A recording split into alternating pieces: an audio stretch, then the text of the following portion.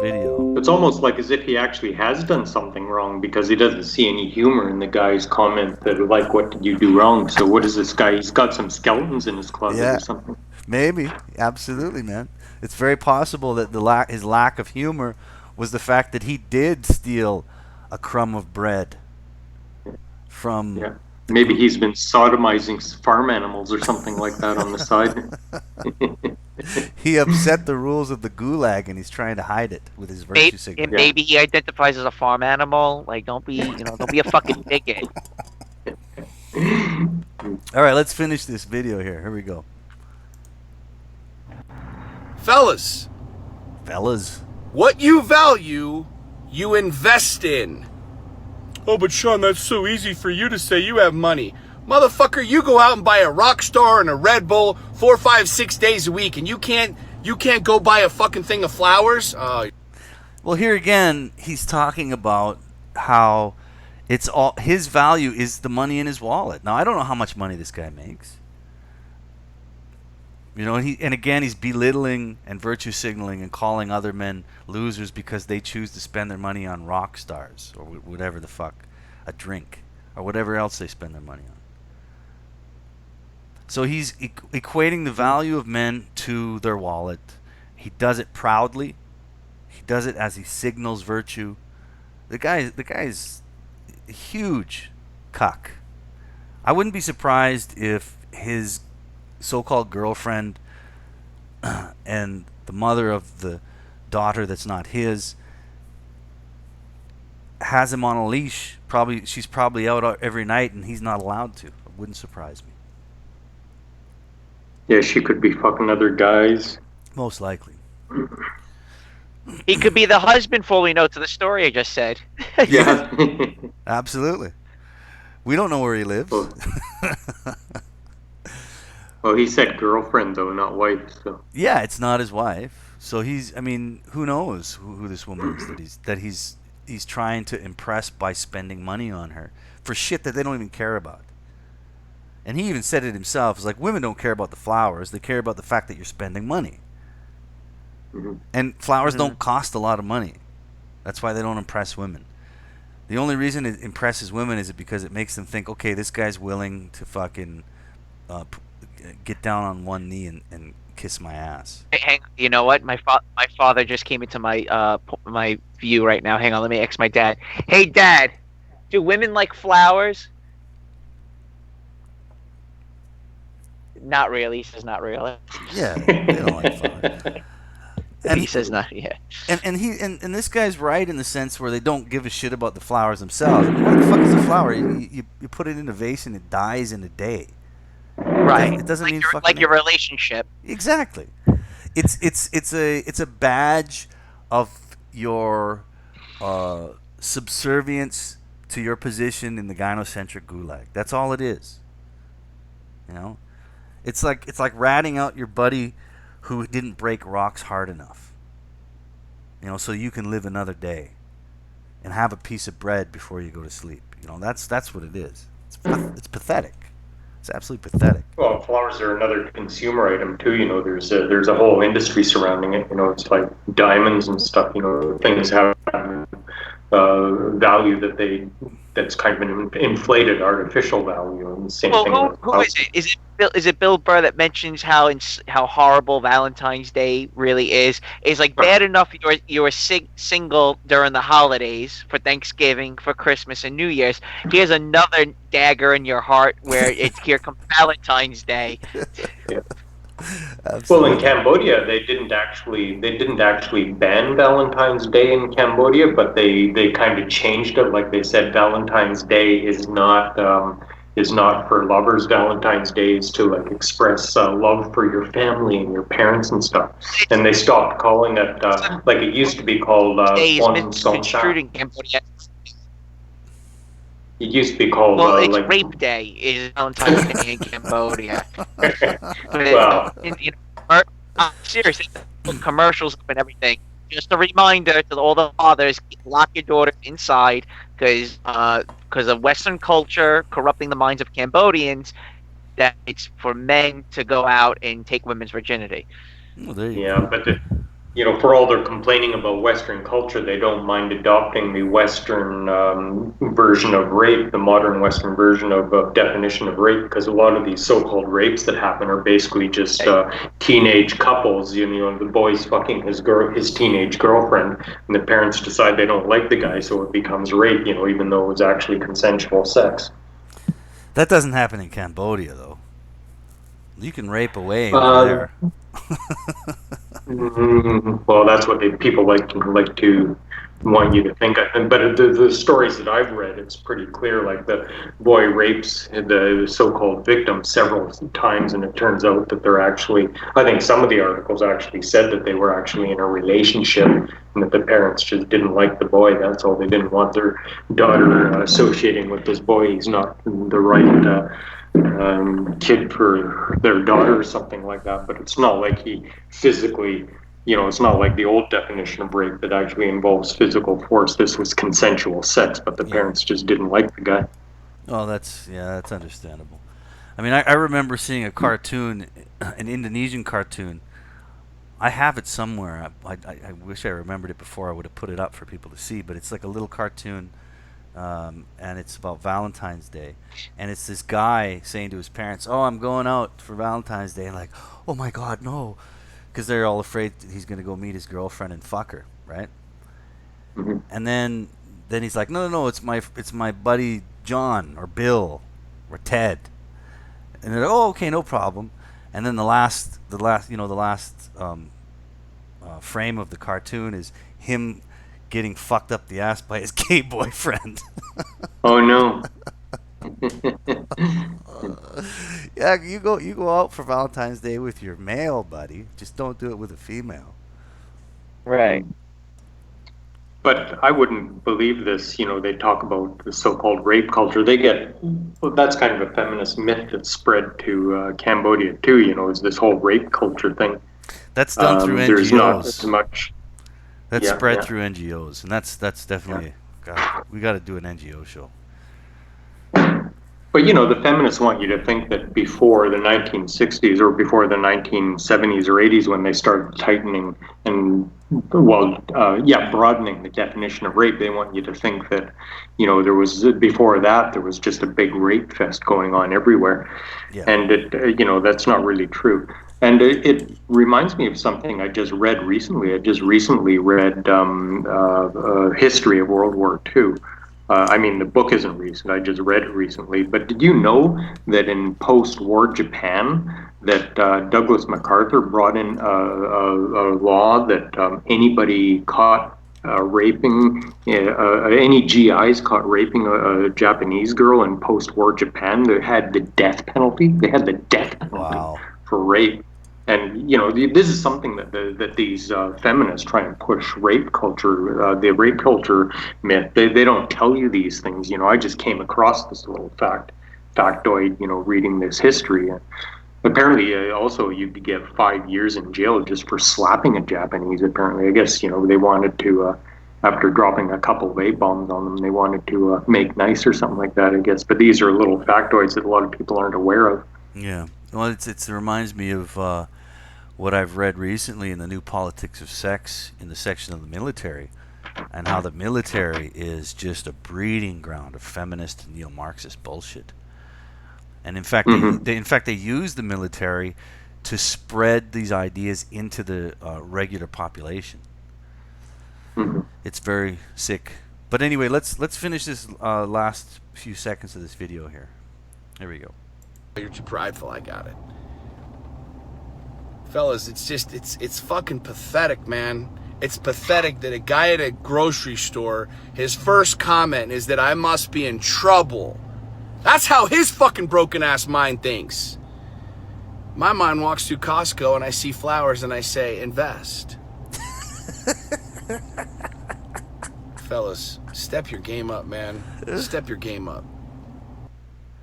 Okay, that's the end of that shit. I'm gonna stop sharing the screen. Yo, you need to pick up your game, Ayam, and stop being such a misogynist pig and date the single mom, you asshole.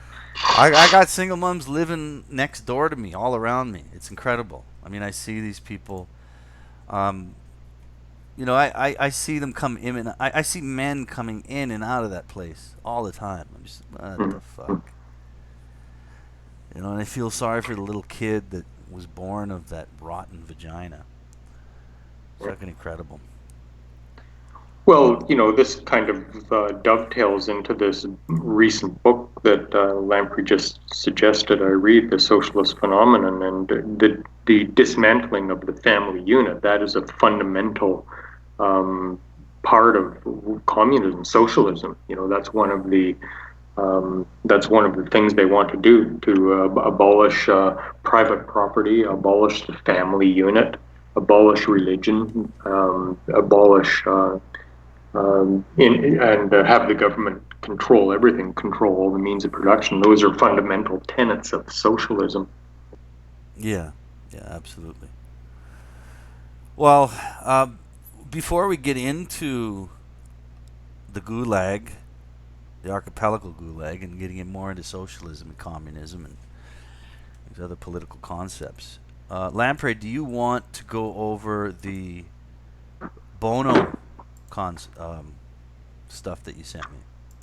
Well, yeah, that just came out in the news this week. I mean, I've mentioned you two a couple times on the stream, and I guess Sweden voted for a. I don't know enough about European politics to really weigh in on it, but Sweden voted for a more of a conservative party. Surprise, because surprise. of immigration.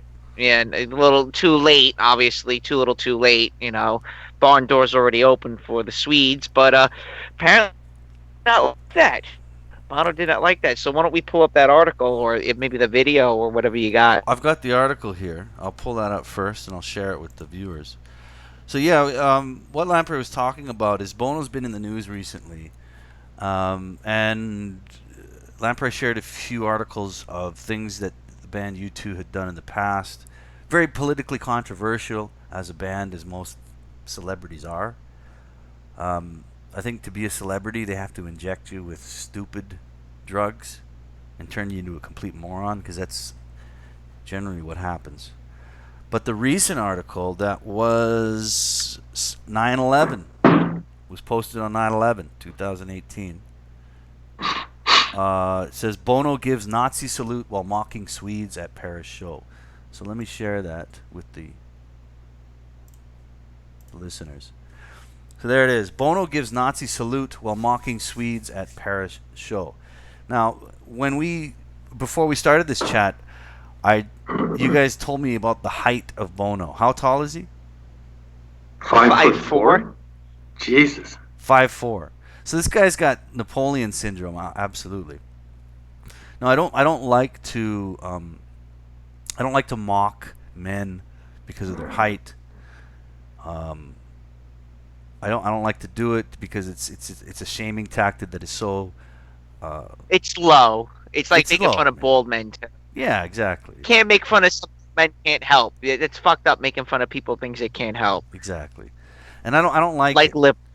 Yeah, well, and this is the funny thing, is liberals or feminists will mock the height of men, but want you to love an obese woman, when in fact she has control over her obesity. Man doesn't have control over his height. Exactly. Yeah. You know, and isn't it ironic that women like to wear fucking high heels to make them look taller? It's incredible. So, let's. I'm going to start reading the article. Bono was seen giving a Nazi salute during a U2 concert, as he provocatively mocked the leader of Sweden's far-right party.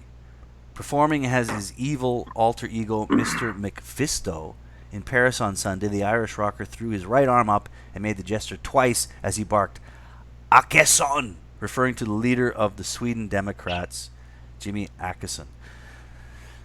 Now, first of all, I didn't know this guy had a fucking schizophrenic alter ego. It's that's called fuck. What the hell's it named? Mr. McFisto. He dresses in drag and dresses as the devil. Called Mephisto. I think it's the Yeah. Mr. McFisto, which was something that he came up with like 25 years ago. So he's done this many times where there's a lot of like, Bible and Satan worship. I mentioned my favorite songs, The Fly. Yep. I'm not ashamed to say it. My favorite song is a U2 song called The Fly. It's my interpretation of the song. But again, The Fly is supposed to be a demon from hell. And here he is. He's performing. He's being a demon from hell, and he's also dressing as Satan, pretty much. Yeah. Called Mr. McPherson. So he because of, I guess, because they have so much money, they're able to do this digital show where it's Bono's face, and they put like a digital imprint over him where he looks like a demonic fucking minion. Yeah. And you see it in the article. It's pretty scary, actually. Yeah. And here he is. He's making fun of Swedes and stuff as the devil. As he says that being blonde hair and blue eyed is boring. How boring! You need some diversity, blonde hair and blue eyed people. And that's basically what he said during this power show. Well, exactly. I mean, this is the political. This is where we understand that media and the concept of being a celebrity or celebrityism is nothing but a push for politics in whatever direction they want it to go. These people they're not objective. They're not natural. Look, Bono's worth $700 billion. He's proof that all the money in the world, you can still be a slave. So if you take Bono's worth $700 billion, then you think of the other guys in the band and what they're worth. They're worth Million. I'm Million. sorry, 700 million. Yeah. So if you factor in the 700 million, You're going he's worth- Soros there. Well, wait, but slow down, hold on. So he's worth 700 million.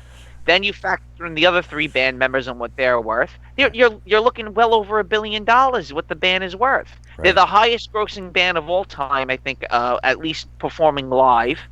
I mean, they're huge, and they're the first outside the Beatles. The second place most successful international band besides the Beatles would be U2. Then you think about their when the Soviet Union crumbled, they had Achtung Baby, Yeah. where the whole embraced the EU. The album after Achtung Baby was called Zoo Opera, where all the EU symbol everywhere. I mean, all the album cover had the EU stars on it with the blue on it. They sold so they they sold were their souls a long time ago, man. They sold their souls a long time ago, and they were pumping this whole diversity, embracing the New World Order. I mean, they had every time, I think 4 or 5 years ago, when they performed the song "Beautiful Day," Bono would go on this like tranquil speech about imagine a one world and one people with no Like border. John Lennon. He's done that, so. Well, he said this is what it appears the Swedes are beginning to discover their Aryan potential. Oh yes, the devil clown character said, according to the local Sweden. Now he did this in Paris. I wonder if he'd have the balls to do it if they were playing in Sweden. Well, I know when he goes to like Texas or the Midwest, he can't talk politics because he'll probably get fucking burned on stage. Yeah. So he's mentioned that when I do shows in parts of America, I can't talk politics because they'll Good. fucking start hurling bottles at me. He should have bottles hurled at him. It says Akesson, and this is the politician, the Swedish politician, Akesson's far-right anti-immigration party, which has roots in the neo-Nazi movement. I love the goddamn media in this sense, the reporting media, calling it a neo-Nazi movement. Based on what? It's incredible. They just slander. If anything, why is he so against it? I thought he was pro-democracy and loved voting and the people's rights and the people's choice. Well, this is libel, man. You're accusing a politician who's... Well, how come he's allowed to do a Nazi salute, but the guy lets his dog do it? He's got to go to jail. Exactly. So he does it on a public stage, does a Nazi salute in Europe where you're not supposed to do it, and he gets away with it. Why? Because he's worth $700 million. Because he's on the right side of the stooge fence. New World Order? Yeah, he's on the right side of the political fence, man. That's why.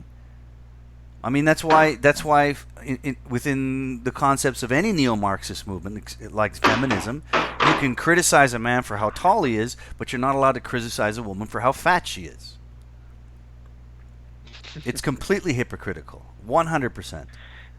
They don't understand the definition. As I was saying earlier, is that U2 has a lot of subtle, unbeknownst to the general public, a lot of Luciferian, I don't know how you want to call it, but if you read their lyrics, if you listen to it a certain way, all he's talking about is worshiping the devil.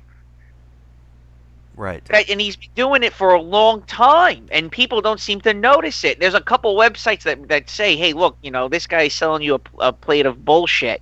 And, the way U2 was able to become so popular was pushing this whole we're a Christian band and stuff. And it took a comment that I wrote on Andy Nowicki's channel, where I said something about U2 and Bono. I always thought Bono was a Catholic band. They're not. They're Protestant. Yeah. They're Protestant. Yeah. I always thought for the past 20-something years that, Bono, he's Catholic, blah, blah, blah. He's not. He's a Protestant. He was from Northern Ireland. So I'm like, holy shit, that says a lot about a lot of different things, that they sold their souls to the devil. So here he is, portraying himself as Mephisto. He's dressed in drag. He's got makeup on. He's got devil horns. And he's basically being the devil on stage. I don't know how to perceive it, but it's pretty fucked up. Yeah, absolutely, it's fucked up. Scary, man. It doesn't surprise me. Have you guys heard about this Kabbalah thing? It's called Kabbalah. It's a red string that goes around the wrist. But I was recently watching a video about these. A lot of these Hollywood personalities have these Kabbalahs that go around the wrist, and this video was saying how it's actually it's supposed to be a Jewish thing, but it's actually it's Jewish mysticism, man. Is what that is. But it kind of ties in with witchcraft or something like that too, I think. It's Jewish mysticism. Right, so I'm reading here, for Achtung Baby, Bono sang and performed as the fly, a symbol of Beelzebub, the lord of the flies. Zebub is Hebrew for the fly, so he's a minion. That's one of the other alter egos that he has.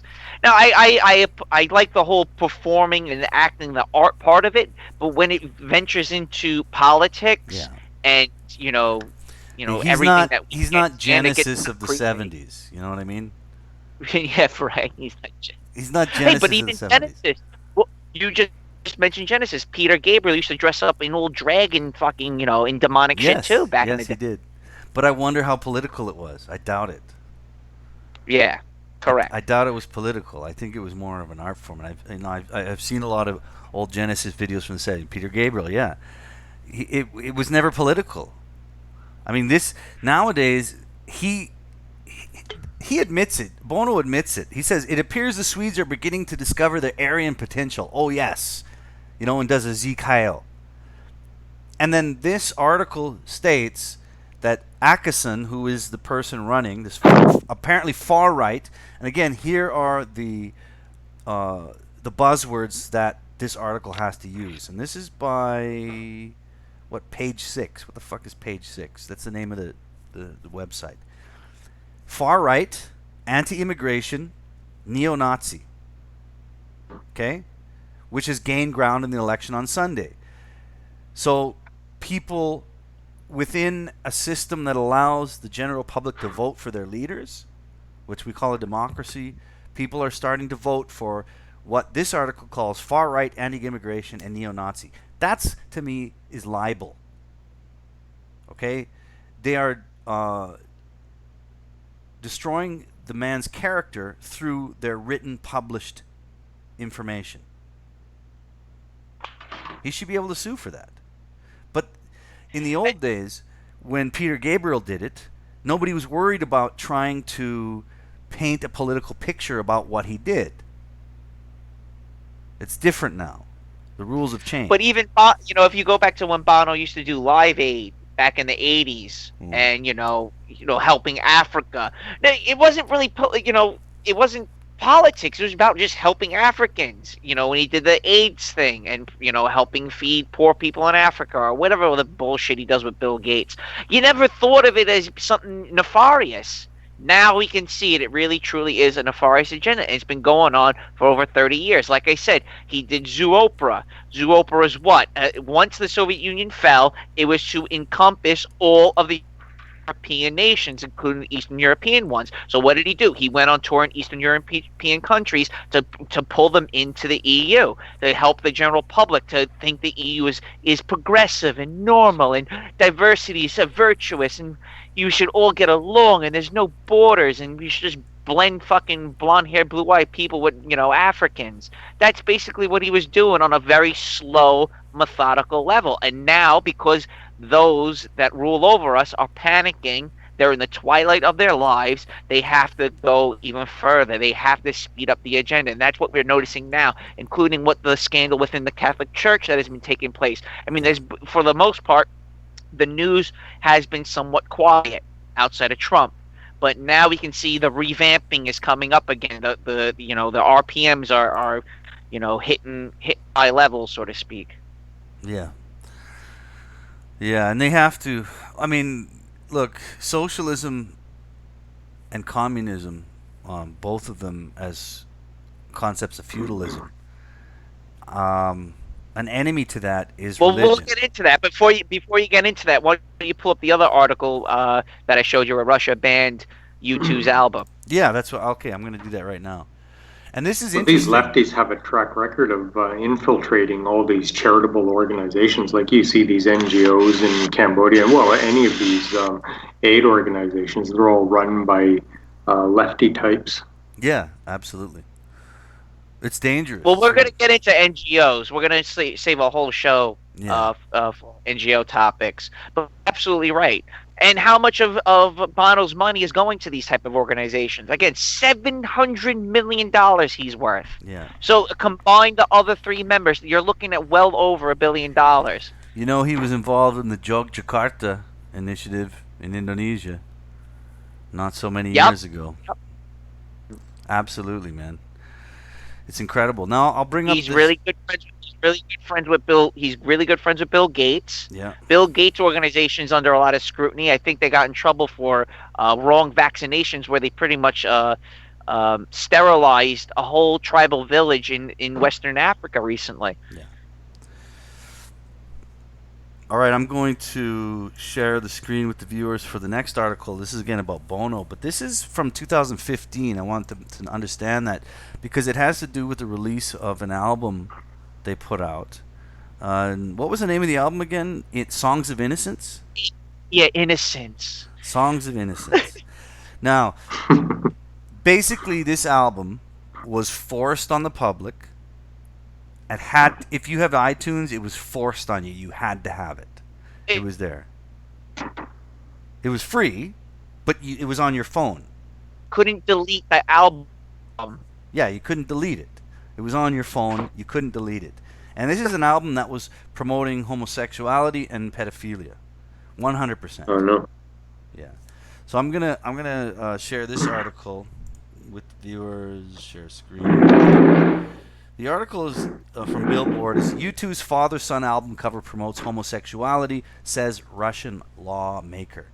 This is by Vladimir Kozlov, so I believe the author of the article was Russian as well. Cover art for U2's 2000. There's the cover art. And it's one of the members of the band hugging his son, I guess?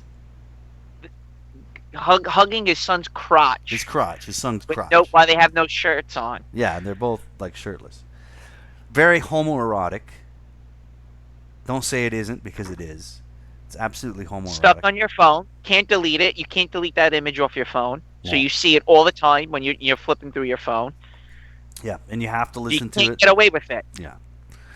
It says a Russian legislator has accused Apple and the band U2 of violating the Russian law against gay propaganda among minors, which is a great law.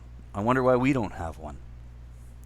By uploading U2's latest album, Songs of Innocence, to iTunes, customers worldwide, including Russia, in September 2014.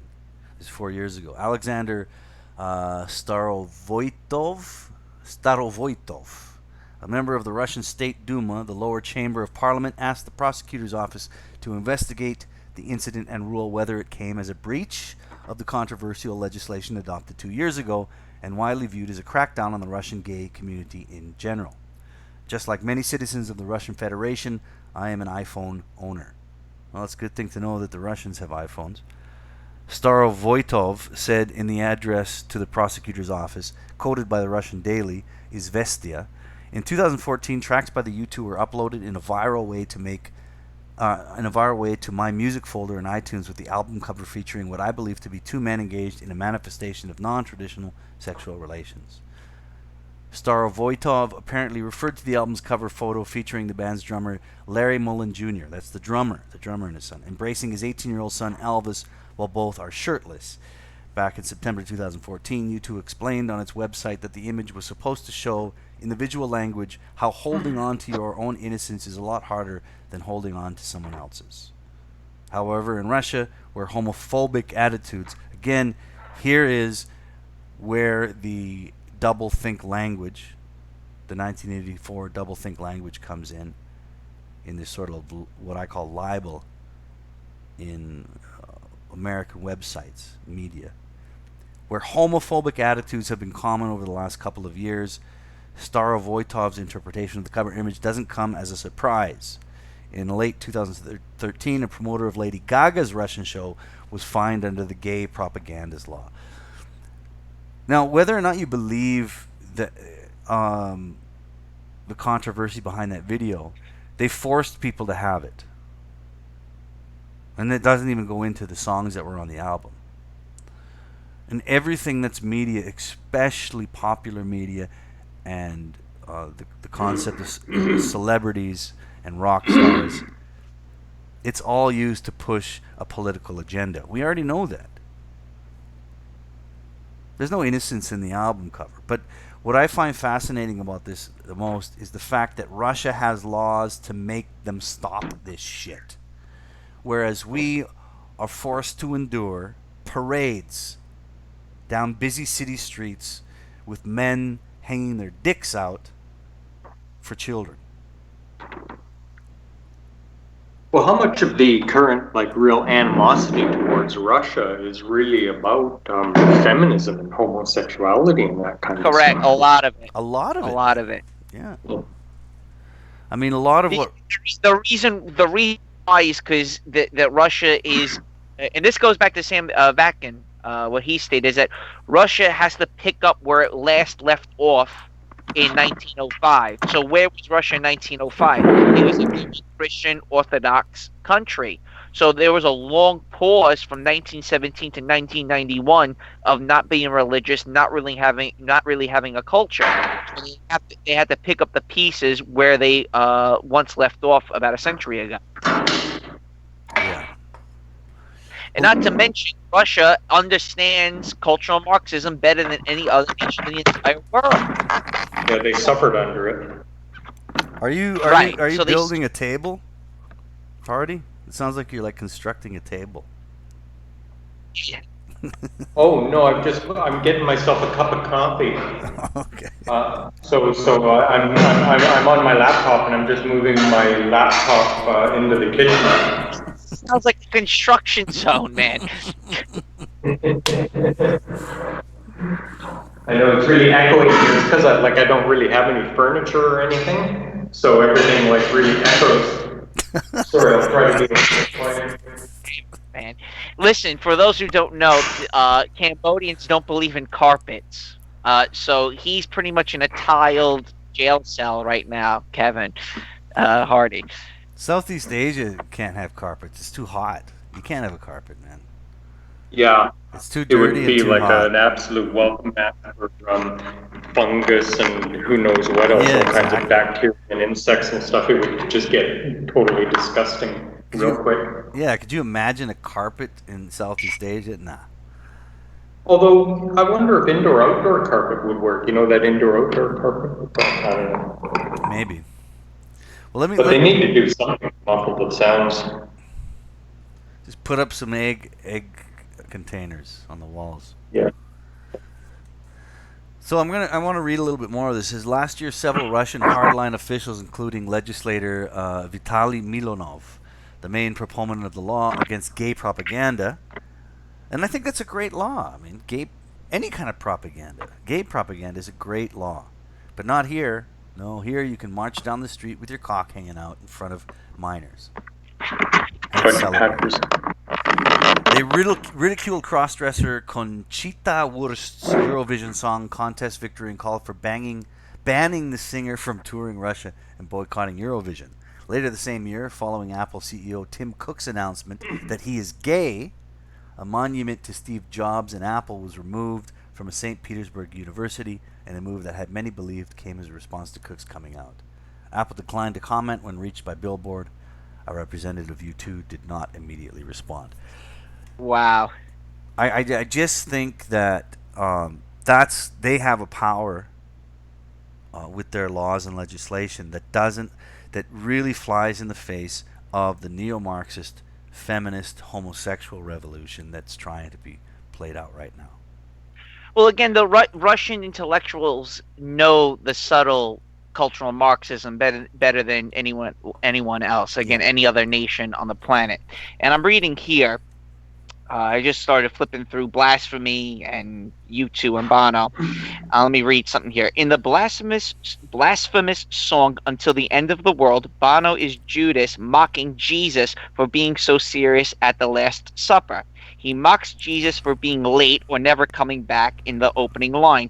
Haven't seen you in quite a while. The Bible says that God does things in his time, not to please Bono. The perverted homoerotic lyrics of the song suggest that Judas had sexual relations with Jesus. I was down the hole just passing time. In a low-lit room, we were close together as a bride and groom. I spiked your drink for raping. You lead me on with those innocent eyes, i.e., it's your fault I raped you. I was playing the tart. I kissed your lips and broke your heart. Judas kiss. Going down on me, spilling over the brim, oral sex and ejaculation. He recommends that we should do what thou wilt without thinking about it, like a Satanist Aleister Crowley did. You miss too much these days if you stop to think. Bono even admits that he reached out for the one that he tried to destroy, Jesus, taking millions of fans with him. Yes, Bono portrays the ultimate traitor, Judas, well. As Bono once said, I only ever tell the truth in my songs. The song concludes with Judas being forgiven eternally and going to heaven. Basically that's basically it. So again, here's a satanic song. Mocking Jesus and calling Jesus a homo. Yeah, not surprising, and that's U2. That's Bono. Mm-hmm. What's the name of that song? Until the End of the World. Great song too. Really, kind of sad. I want to kind of address the chats quickly here. Phil McCracken, I'm only interested in women who are 6'7" or taller. Jesus Christ, 6'7". Fucking Amazons. Carl Wasserman says, I prefer Keanu Reeves. Nice guy. What do you guys think about Keanu Reeves? He has Asperger's. Does he have Asperger's? Yeah. Oh, I didn't know that. He's not a great actor, but he's hardworking. I appreciate that. I like The Devil's Advocate. That's a good song. I mean, Devil's Advocate. Movie. That's a good movie. I am so just... Hardy, what are you doing? Oh, I just put my tea kettle on the back on the stove. It sounds like I'm. The tea kettle sounds like a drill. I'm actually building a small airplane. You must be. I'm gonna fly back to Canada to save money. He's building a time machine over there, people. Okay, I got my cuppa, so I should be okay for a little while.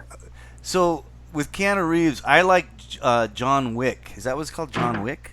Have you seen that?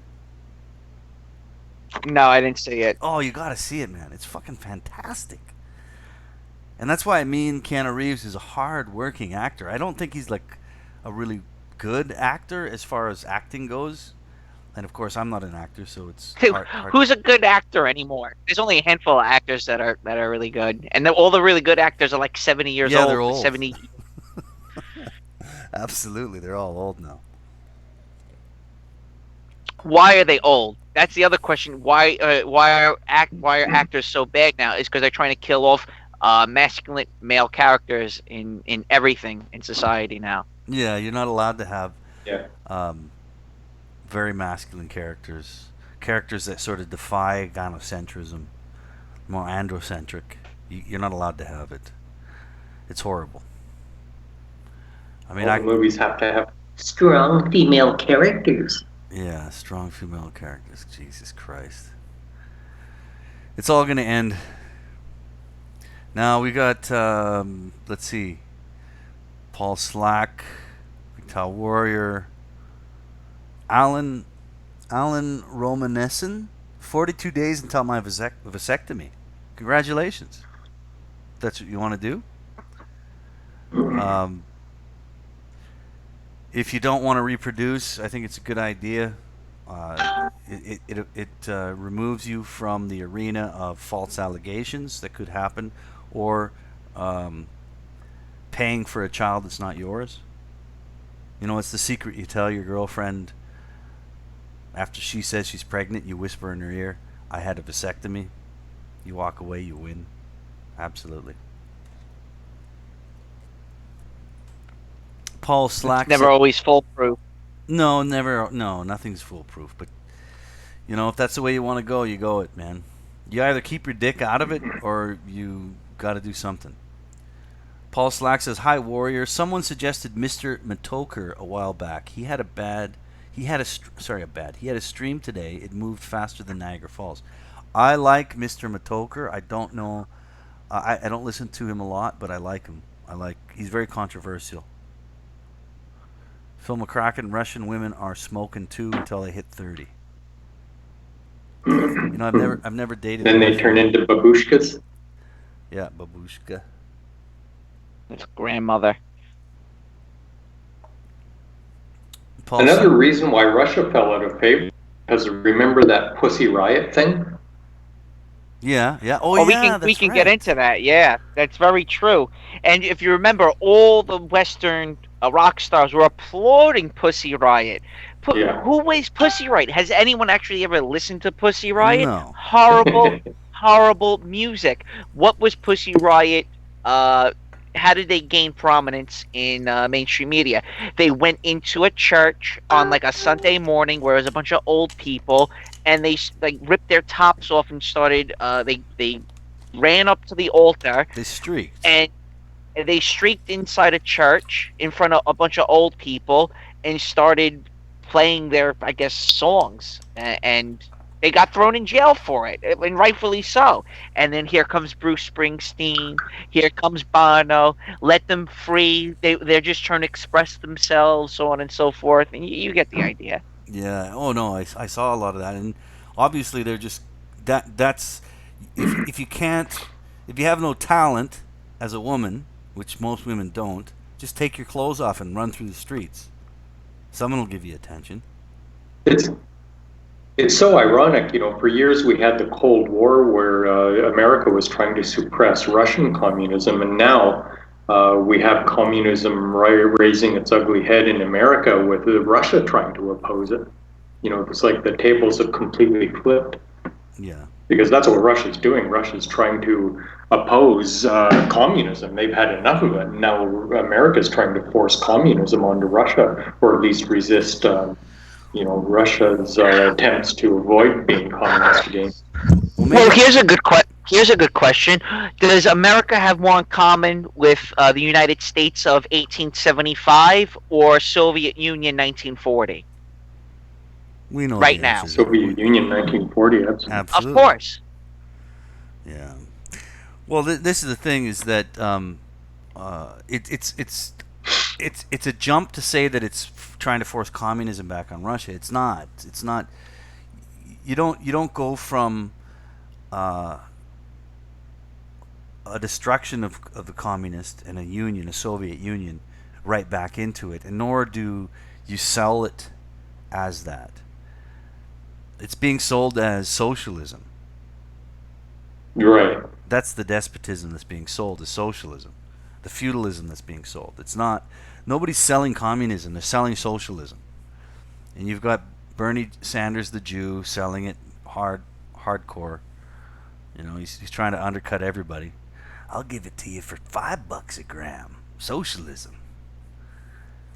But they're not trying to sell it as communism. Communism, I think, eventually will be the end game of their feudalist throes. But right now, they're selling it as socialism.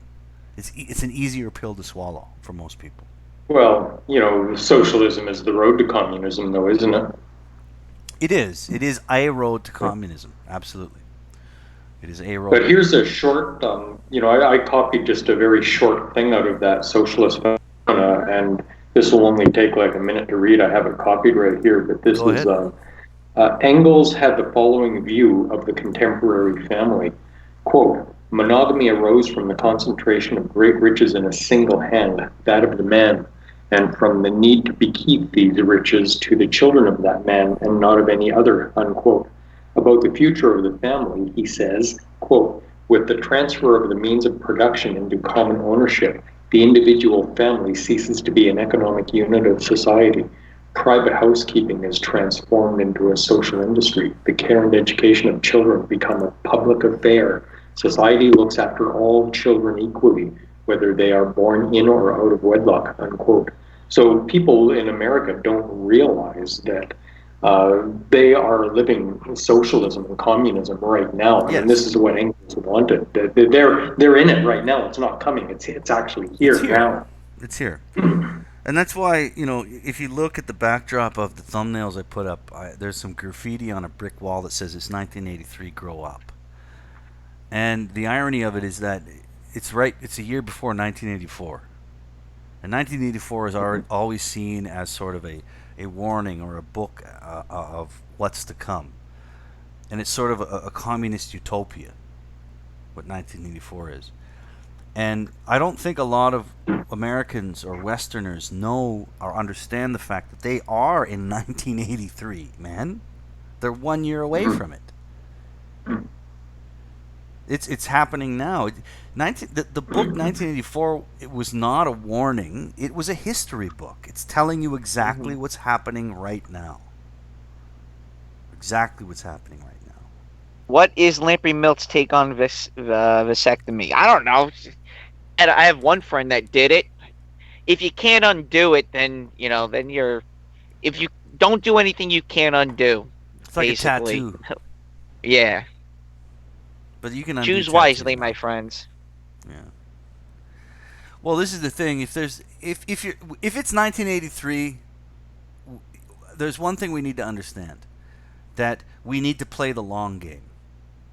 We need to look at our lives in decades and not months or years, because things are in play that have been in play for generations and are being played out right now. You cannot plan your future for the year following based on what you want to do for yourself if you don't consider the fact that we are living in a semi-communist, gynocentric culture. Because everything you plan today might fall apart tomorrow. And there's nothing you can do to change it. Speaking of gynocentrism, I'm at a family barbecue, and my cousin's girlfriend, Jewish, I should mention this, Jap. You know what a Jap is? A Jap, that's a Japanese. No, it's not. It's a Jewish American princess. Oh. Yes. Not a Wop. Okay. No, she's a Jap. This You're girl's a a Wop. Jap. I'm an organ grinder. That's pretty offensive. I really don't like that one. My Irish friends say that to me all the time. You fucking organ grinder. Like, shut the fuck up, dumb Irish. Potato eater? Anyway, I'm family. My hey, how are you? we're sitting down. She's sitting next to me, and in my family's asking me, "Are you seeing anyone?" No, single. I'm happy where I am right now. You know, getting married and having a girlfriend is really hard right now. My family's asking these questions about what I'm doing. She leans over, fork, and sticks and starts eating. Doesn't Dude, even. I'm losing you. You're cutting out. I heard almost nothing of what Lamprey said in the last Yeah. minute or so. You're It's cutting out, buddy. totally. Oh, sorry. Okay. All right. Hold on. Can you hear me now? Yeah. Repeat everything you just said. Yeah. Okay, so I'm with my family, and my family's asking me questions. Are you seeing anyone? Do you plan on getting married? And I'm like, no. Having a girlfriend and getting married is not high on the priority levels right now. And my cousin's girlfriend is sitting next to me. And again, this is the Jap. She leans over with her fork and starts eating food from my plate without even looking at me. Like, Oh, no. basically, now the way I took it is, I can do whatever I want. I'm gonna eat from your plate of food, and you can't do anything about it. Did you jump up and punch her in the face? Well, I really felt like doing it. I was just so taken back by what her move. Like, this is as my cousins and my family's asking me if I plan on getting married or am I seeing anyone. She's sitting next to me and starts eating from my plate, eating stuff that's already been in my mouth, basically half-eaten, biscuit, hamburger bun. I'm like, what the fuck did you just do? She, without even looking at me, without smiling or laughing, she ate it like, and the look on her face was, I'm gonna eat from your plate, and you can't do anything about it. You know what you should have done is you should have just, as soon as you saw what she was doing, you should have stood up, grabbed her by the hair, pulled her up from her seat, and punched her in the jaw. In front of 50 of my relatives? Yeah, in front of all your relatives, and then just sat down and kept eating again like nothing happened. That's what you should have done. Now my brother hates her, and I was like, I don't know why my brother hates her. I actually thought she was pretty nice, and I get along with her. But after seeing what she did, I understand why my brother hates this woman now. She's 27, 28, something like that. Now, luckily, my cousin is playing long ball, and he's definitely never marrying this woman. I know he's never going to do it because he's a little bit smarter than that. But she just ate from my plate, man.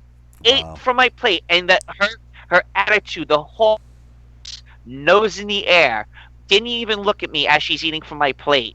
She just took what she wanted right in front of my relatives. As my relatives are asking me, "Are you seeing anybody? Are you getting married? Do you want to have kids?" Or you could at least have just said, "Fuck off, Jap." Yeah, I Right. could have said that. I don't know. I mean, You know what? I don't see them often enough for me to really. That's the thing. If I saw her more often, yeah, I probably would have confronted her. I would have been like, "Yo, what the fuck did you just do?" But because I haven't seen her in like half a year, I was kind of like, what's my reaction gonna be? Like, because the amount of times I've spoken to her, it probably wouldn't even add up to about 2 hours worth of conversation. You know. Well, there's a polite way to tell somebody to fuck off. You could just say, "Excuse me, could you fuck off, please?" Well, I'm just gonna start eating for next time I see her. I'm just gonna eat from her plate and walk away. Just walk away. well, this is the thing: as you get older, and this is what I've found is in a situation like that. And I'd hate to say this, but at my age now, I might have just slapped her hand, stood up, gone around behind her, put her in a chokehold, and just let her pass out from lack of And just blood to the brain, and then a minor Sharia. Yeah. Minor Sharia. yeah, just put her in a chokehold, and then she'll scream and tap and struggle, but then she'll pass out, and then you just lay her on the floor. You go back to your seat and you start eating again. Well, how about last night, Ayam? I just shared a story with you. I'm at a concert. There's a 20-something-year-old in front of me. She's in front of her father and in front of her uncle. Mind you, she's in between both her father and uncle. She starts grabbing my crotch. Just grabbing my crotch. my God. Right in front of her father. Right as you said And that, Right as you said that, the cock out of the pants picture came up. I think that's beautiful. That's brilliant. And I'm like, holy shit, what the fuck? I'm trying to watch a show here. This girl's grabbing my crotch. She's leaning back and rubbing my dick. I stood up. I stood up on the bleachers. I'm like, all right, you need to chill the fuck out. And then I go back to sit back down. 5 minutes later, she's leaning back with her head in my crotch, leaning backwards. Like, Wow. and, Was she intoxicated? That was my initial question. no, I would say she's semi-tipsy. She had about 2 beers. So it doesn't take much for a woman to understand that she has complete control over the sexual playing field in public or otherwise. Hashtag he too. Yeah, she Right. fears Well, nothing. She obviously she wanted a hook, and I was not going to do it in front of her family. And I knew it was our family. I go, yo, you're with your family. Don't be doing this. That's what I told her. Wow. What would fear. happen if you called the cops and said that there was a sexual assault? You could've. No, but you could. Well, she wanted my attention because maybe a half hour prior to that, she passed me a joint. She go, oh, you want to hit this? I'm like, yo, thanks. I thought she was just being cool, whatever. And then it just kind of morphed into her just, grabbing my dick. Wow. But if a guy did that to a girl, then she'd call the cops, right? She could call the cops and That's have you what I arrested. said, John. That's exactly what But I said. why can't this is supposed to be all gender neutral and everything? Why can't that? That's going to start happening. I think that's going to start happening sooner or later. Guys are going to start. No, what's happening now is women are desperate for the attention. They're like, "Fucking, I'm just gonna grab this guy's dick because no Well, they one's can talking get away to me." with it. That's why. They can get away with Well, it. guy, for the most part, guys won't say no. And she's telling me, "Don't be shy. Don't be shy." I'm like, "Yo, don't be shy. You're with your fucking father and your uncle." Well, that's my point, Lamprey, is not only was it the fact that she brazenly grabbed your dick, but it was in front of her own father and uncle. And this is what I mean. Women have no fear. They are allowed to They're sexually brazen. assault. They're brazen because they are allowed to sexually assault without consequence. This does not happen overnight. Or take food from your plate. Exactly. You don't. If you have a daughter, she doesn't grow up to think instinctively that she can do whatever she wants to any man that comes into her space. It has to be conditioned and taught to her. This is what feminism has done.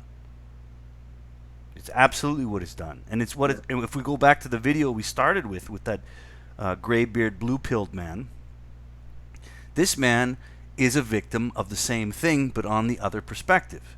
He has been trained by society to worship women, understand that his value as a provider for money and protection, and to go down with the ship, by the way, you must go down with the ship.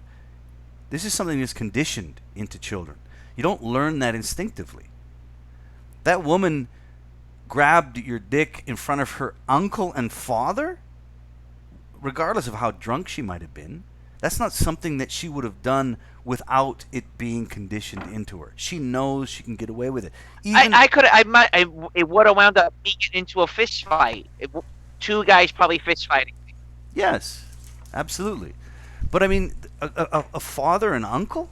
Really?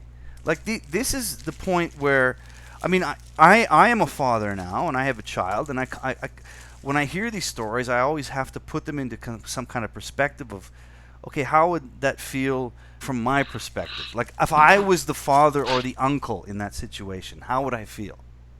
Right? What would I feel? They were looking at me like, "What are you doing?" They were looking at me, and I'm looking at them. I'm like, "Look, I'm not doing anything. This is your mess. This is not my monkey. It's not my circus. It's your monkey and circus." Well, that might be what's going on. They were probably expecting you to respond, and then that would give them an excuse to start a fight or something like that. Like she's trying to instigate a fight, maybe. Well, no, she was looking for attention. She wanted to be, because everyone was focused on the concert. No. I'm going to tell you what it was. She was there not for the concert, okay? And she was mad that everyone was paying attention to the concert and not her. Yeah, sure, her narcissism is unquestionable. That's not even a question.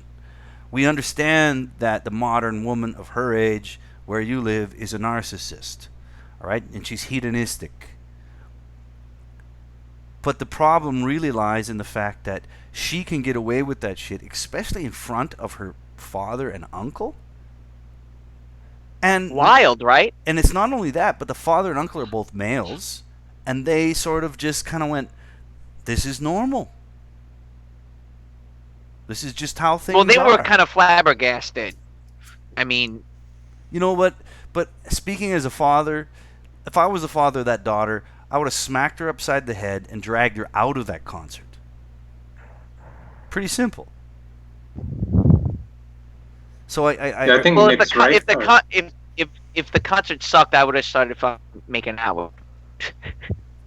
yeah, but it's David. Well, I think Byrne, you're man. right that she was looking for attention, but I think she was also probably trying to start a fight too. I know women like to do that shit. Well, attention and getting someone to fight over you are the same fucking Yeah. thing with these people. Yeah. Oh, they love it. They love it because the fight is over her. The fight is over her, so she eats it up. Yeah, absolutely. And I've seen that so many times in my life where women instant fight and they want to be the focal point of the drama, the gossip. Yeah. Yeah. Slut culture. Well, Rico says hypoagency, and that, yeah, absolutely hypoagency. If she's the victim, agency goes to Lamprey. This is the thing: is not only is gynocentrism, we're in the gulag of gynocentrism right now, and we're going to get into that as far as John's experience with the book. But when we are talking about gulags and we're talking about gynocentrism, I'm talking about all men in the West. You are in a gulag right now, and there's certain rules you have to follow. And most men, like the blue-pilled man we saw at the beginning of the video with his white beard, was very happy in virtue signaling and throwing other men under the bus, as you would in a gulag. It's either that or starve to death. You do that or you starve to death. You know, that's what we're dealing with. And when you get no bread ration. Yes, you get no bread ration for this week, and then you fucking starve and you still work. You know, and that's what men are doing. When Rico mentioned hypoagency, it made me think about how once a woman has complete control over her gynocentric desires, she has no agency anymore. Every action she makes has no consequence. There's no consequence of that action. That is alien to men in a gulag. If you live in a gulag, everything you do has consequence, and you fear your own actions. Women don't have that fear. They are the masters of the gulag because anything they do has no consequence. That's the definition of hypoagency. And this is how women live. And if you're How am I a white knight, Rico? Explain that to me. What did I do that was white knightish? Should I beat her in front of her relatives? Would that prove that I'm not a white knight? You saw Rico's comment. In a concert? I'm there to enjoy myself. And to be honest with you, I wasn't really interested in hooking up with her because I was there for the show. I wasn't there to hook up with anybody. Well, hooking up with women today is like fucking... it's basically like offering your last bread ration to someone else in the gulag. It makes no sense. It goes against... No, I was shame her. No, what I like having my dick rubbed. I would have slapped her. Honestly, man, I would have slapped her real fast, real quick. Just a nice fucking slap, right hand across the face, bang, right in front of her. Oh yes. I would have done that. About her, yeah. About the, yeah. No, for that that story with my cousin's girlfriend. You know what? Looking back on it, I should have said something, but I was just so taken back by it. But you know, I looked at her when she took the food from my plate. I was like chuckling, like, haha. You know, I would have given you something, or I would have got you something from the buffet table. Like, you know, you didn't have to take from my plate. But she didn't look at me after taking the food. She just went ahead, took it because she could do whatever the fuck she wants. Incredible. You should have started video recording her. I would have slapped her. Both those instances, the one with the Jap and the one with the girl grabbing your crotch too. Nowadays you can video record anything. I'm so old now. I just would have slapped. It would have been instinct. Just like bang, slap across the face. Oops. Don't do that again. Well, this past week, I broke my own personal record. I was hit on 6 times this week. I was X'd out by 4 different women to go and do something. I was invited to a Mets game. I was invited to some reading in downtown Manhattan. I was invited to go out shopping with a group of fucking young 20-something years olds. And then there was this what I just said, what happened to me last night. So I think it's also, and I've noticed this, summer's over. Summer's over, and I think it's biology that now it's... Well, no, I think it's biology because it's fall, and it's hibernation time, so to speak. And I've noticed this reoccurring theme now that I'm 30 and being in New York, that fall time, the women come out, start looking for mates. That's what I've kind of noticed. Someone invited you to go shopping? Yeah, well, she's 21. Jesus Christ. She didn't know what else to invite me to. You know, Would you like to go shopping with me? What the fuck? what kind How of much girl money asks does the she guy have? if he wants to go shopping? She's got nothing. All Asian Actually, women no, do. she actually does make money. Yeah, she was Asian too. It's funny you say that. All Asian women do that, man. Are you kidding me? John, you're over there in Asia. Shopping is a way of life. Yeah. They don't even need I to have- remember I was interested in some girl at this bar at Soria Mall, and she was actually a waitress. So I guess she wasn't a hooker, but I thought I'd ask her, try to just put my feelers out, and she wanted to go shopping for shoes. I tried. Yeah. I said, no thanks. That's a date for an Asian Take it a woman. pencil, man. Will you take me shopping? At least Western women don't do that. I can say that about them. Well, again, I Someone noticed, just did though. Yeah, I think it has to do with the weather changing. I think women start to ask and start becoming more assertive come fall time because the holidays are coming up. They don't want to be alone on the holidays. Summer's over, so their cock carousel. The cock carousel is turned off because the beach and the fun and the sipping champagne on the beach is over. Now it's fall time. But these girls. Not in Cambodia. It's summer all the time. Girls in 1 week, you said?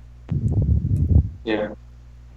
Yeah, it's there's 2 seasons here, hot and really hot. Yeah, absolutely. But these girls that were asking you out, Nick, you said that was 4 in 1 week?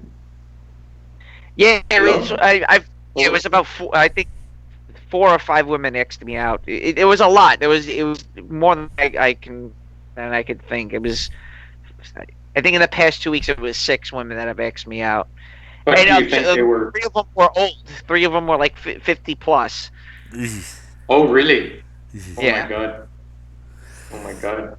Well, hey, that's a good segue into the article of the old people and STDs. Do you want to do that? Go ahead. All right. For our listeners, there's this video, and this is article that I just was aware of right before the talk because Lamprey mentioned seniors and STDs. And I thought, wow, that's something I haven't Google searched. Let's see what comes up. So this is the first article that came up, and this is a few years old now. It's 4 years old. But I'm going to share the screen and I'm going to read it, and you guys can give me your comments on it. Hold on here. So the article is by the Liberty Voice. This is the first one that came up in the search. And for you that are curious, this is the search I did, STD rates for seniors. And there are a plethora of articles on it. We might go over that later. That could be a whole show at some point. But this one article, senior citizens spreading STDs like wildfire. I don't know why that makes me laugh. Senior citizens are spreading STDs like wildfire, according to statistics recently released from the CDC. Some might find the numbers shocking, especially those who might be surprised at the level of sexual activity among single seniors. According to the CDC, disease like syphilis and chlamydia increased by 52 and 31% respectively from 2007 to 2011. This puts seniors in competition with young people between the ages of 20 and 24 in the terms of the biggest increase in STDs. Young people in this age group had similar numbers in terms of increase in these types of illnesses. All right, first paragraph. Your thoughts, John. Oh boy, that sounds interesting. It's interesting that they say senior citizens. They don't mention whether it's mostly men or women that are spreading the diseases. The fact that they make it general neutral kind of suggests that it's mostly women that are spreading these diseases around. Most likely. If it was mostly men, then they would have said men. But if they make it gender neutral, that means it's women. Yes, very good point, actually, John. That's a great way of understanding the current 1984 language that they use in these articles. But you're absolutely right. I laughed at it because, to me, it represented the hypersexuality of our culture to the point where 55 and older men and women that are, and you have to understand, and again, this is coming from personal experience, is that seniors in today's age, where family has been disrupted to the point where when you become a senior in the West, nobody takes care of you. You're pushed off into a home. Mm-hmm. You're regulated to some apartment complex or home, and your family isn't there to worry about you because we're all too narcissistic. Mm-hmm. We only give a shit about ourselves. We don't give a fuck about our elderly parents anymore. So they'll happily shove you off into a home. So here you are, you're 58 years old, pushing 60, and you have no family left, and you're pushed into this apartment complex with a whole bunch of other older people your age that have nobody. Here comes Viagra, and now it's a fucking fuck fest. The entire fucking building is a fuck fest. Because what do you have to lose at that point? You got nothing to lose. It's like you're on your way out. You got no family. I'm going to fuck every woman in this apartment complex with my 60-year-old dick thanks to Viagra. Right? But I wonder how many of the guys, is this old people fucking old people, or is this a lot of like desperate young guys who can't get young women fucking old women? No, it's old people fucking old people, yeah. What does the article say that? Yeah, the rate of STDs among seniors has been growing steadily for the last several years. In 2010, the CDC reported that rates of STDs in seniors had doubled from 2000 to 2010. They continue to increase after the report, with rates being the highest in the state of Florida, because that's where old people go, apparently. Old people that are still haven't aged out of, the sexualized mindset. I mean, you usually think of it something as something of the youth, but again, like I said, if you put this many old people, again, they're alone, right? And honestly, one of the biggest differences between the West and Asia, and I think Lamprey and John, you can agree with me on this, is that where you are, John, in Asia, and where we've been, there's no such thing as a senior citizen's home. No. It doesn't exist. When you get old, your kids take care of you until you die. Unless you include Golden Soria Mall, which is a senior citizens' home for expats. I'm just kidding. But yeah, you're right. There's no such thing as a... It doesn't exist. There's an actual senior citizens' home for expats there? John? Hello? Hello? Yep. You're breaking up. I couldn't hear much of that. Oh, sorry. I said, is there a senior citizens' home for expats in Cambodia where you are? Well, no, I was saying jokingly, the Golden Soria Mall is... Okay. Yeah, Soria Mall. It's a mall. Yeah. The zoo. That scared the shit out of me. You could say 136th Street, too, and 104th Street, but... Yeah. But where all the hostess bars are. But no, there's no senior citizens homes over here. No. Nor are there any for the nor are there for old Asian people also. Right. No, there's no. Family's supposed to take care of it. Families always do. I mean, my mother-in-law, my Indonesian mother-in-law, died in her home while her kids took care of her. They took over the house, watched her until she died. She died prematurely, as most of these Asians today do. They die a lot younger than we do because their diet's shit, and they've been fucking occupied for generations. But they take care of them until they die. Just lack of medical care. Yeah. I mean, and you cannot forget that they're not afraid to die. Right? Western people are terrified of death. They're terrified of it.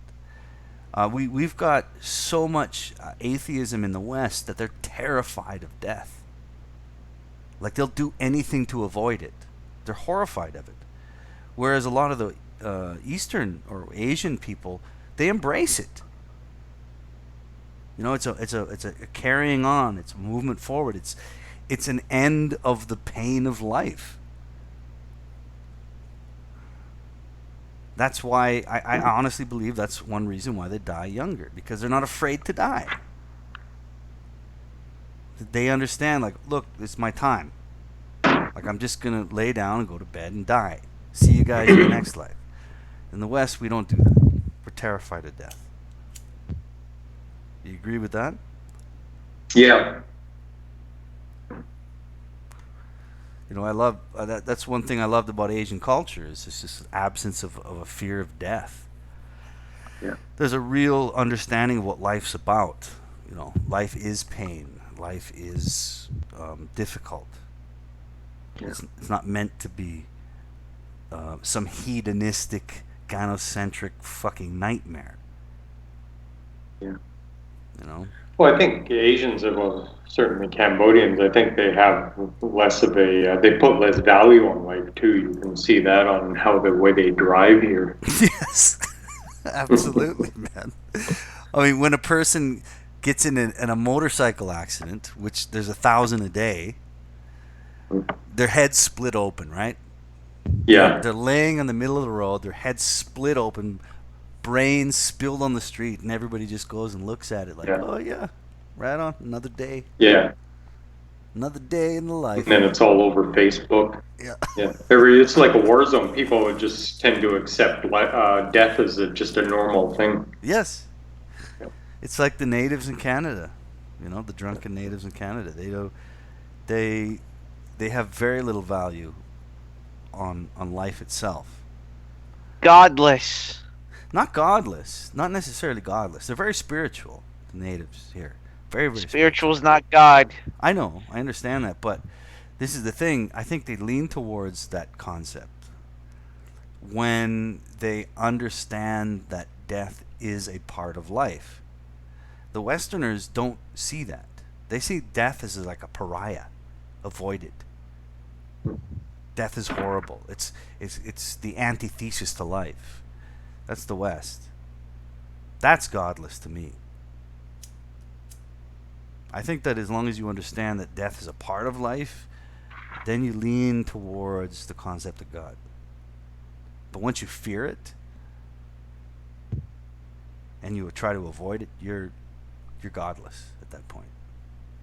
And that's where the West is.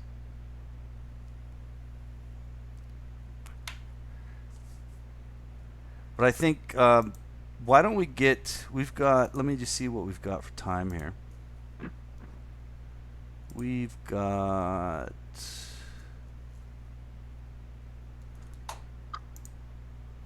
Oh yeah, we're still doing good. We're only at an hour and 19. Why don't we get... Let's get into politics, man. Yeah, let's get into politics. Jonah, why don't you introduce the Gulag Archipelago?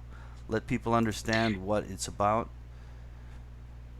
Yeah, Gulag Archipelago. It's actually 3 books. It's in 3 volumes, and it's a pretty heavy read. It's a pretty long read, and parts of it are pretty heavy and difficult to understand.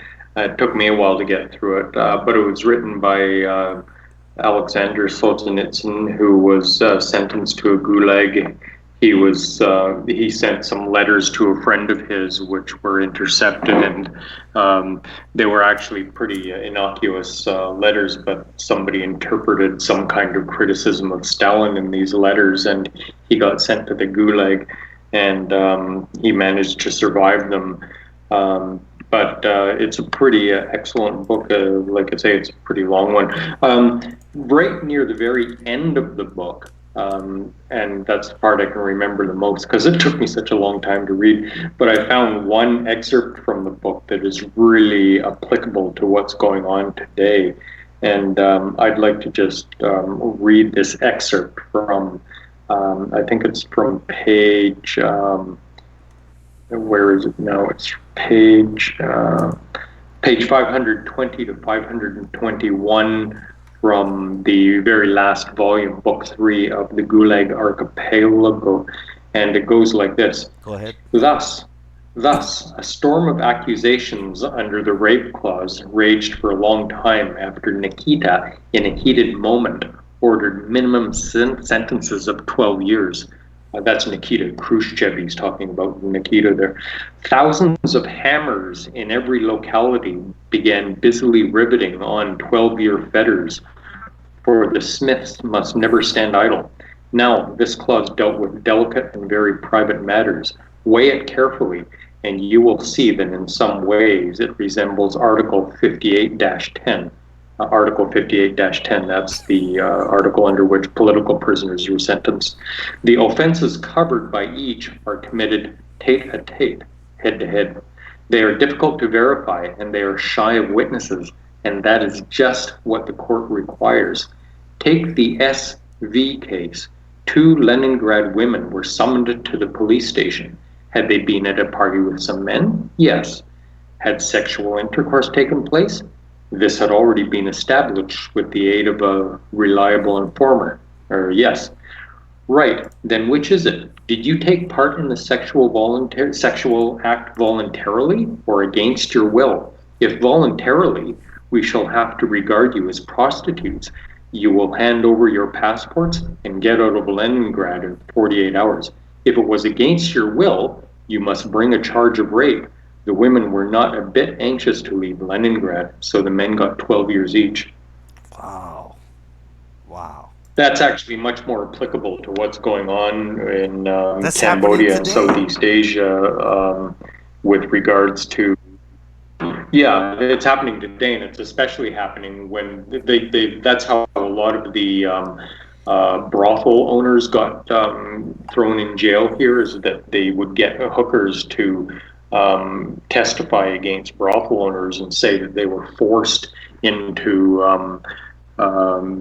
in prostitution, and the way that we get the girls to do this is tell them, well, look, if you weren't forced into it, that means that you were voluntarily being a prostitute, which is shameful and disgusting, and it'll be a black mark on your reputation as a human being and all this crap. So these Amazons get thrown in jail. Fucking horribly manipulative, man. Horribly. But it's also, yeah, go ahead. Well, I was just going to say, I mean, especially... Sorry? Can you hear me? Hello? Shit, I can't hear you. It's really... That's okay, we got... going all robot. That's okay, you two, we're okay. Hello? Can you hear me? Hello? Yep, you're good, you're back. I made it back. Yeah. I heard nothing from about the last 30 seconds. That's okay, we're back now. Can you hear me now? Oh, yeah. Okay. No, what you were saying about what the pressure they put on those Cambodian women as far as shame is concerned, that's all NGO global politics being pushed into the East. It's horrifying, man. The agenda they have. I mean, that's why places like Cambodia and, let's say, Indonesia and Vietnam and a lot of these Southeast Asian countries that are just out of reach, right? They're just out of reach of the oligarchs. They have their hands in it, but it's just a little out of reach. It's just a little too far. And it's a silk glove. It's a form of silk glove tyranny. It's a pincer move. By what they do is they tell these third world countries, oh, you want Colgate or Nabisco, or some type of corporate entity, what is it, international corporations that go to these third world countries saying, okay, you want us to bring our products to your nation, well, you have to do X, Y, and Z first. And always feminism is part of that agenda in Yeah. order to import these goods. It's a form of imperialism, basically, and colonialism. Yeah. Yeah. It's incredible, and it is feminism. Feminism is the vessel that they use through these non-government organizations to go into Southeast Asia countries or to Africa. These countries that we don't consider to be first world from our standpoint, our perspective. But they use feminism. That's their, what do you call it? Their injection. Yeah. That's And they make it sound so noble. We just want to empower young girls and make them. Oops. absolutely. Nothing sounds wrong with that. But on Yeah. closer Yeah. inspection, you realize that it has nothing to do with all of humanity, but to do with a political agenda. And you use Is Lamprey there? I don't know. Hello? You there, Lamprey? I can't hear. No, he's coming Yep, back. sorry. Yeah, there he is. Oh, and I didn't hear about the last 15 seconds of what you said, Ayam. Oh, Hello? Hello, I'm here. I couldn't hear about the last 15 seconds of what you said. Well, I don't remember the last 15 seconds, John, so we're just going to go from there. Why don't It keeps going all robotic. why don't you continue with the Gulag archipelago, other tidbits? Oh, yeah. Well, one of the main points that Solzhenitsyn was making over and over again was that he blames him. He's partly responsible for the problems because he didn't do enough when he saw the signs of what was happening, but he didn't do enough to speak out against it. That a lot of the things that went on because people just didn't want to. Speak out against it. They just went along with it. It was just go along to get along, right? Well, and that's a part of what I see as the global initiative or push towards sort of Marxist or communist or socialist ideals is that you start with the victim being a mother and child. I mean, everybody is going to be on board with that. Do you want mother and children to be victims? No, nobody wants them to be victims. That's how they play it. And then that's how they push their ideology into the politics of other nations, like Indonesia, like Cambodia. You can't sell feminism to Cambodia if it's just about the wage gap,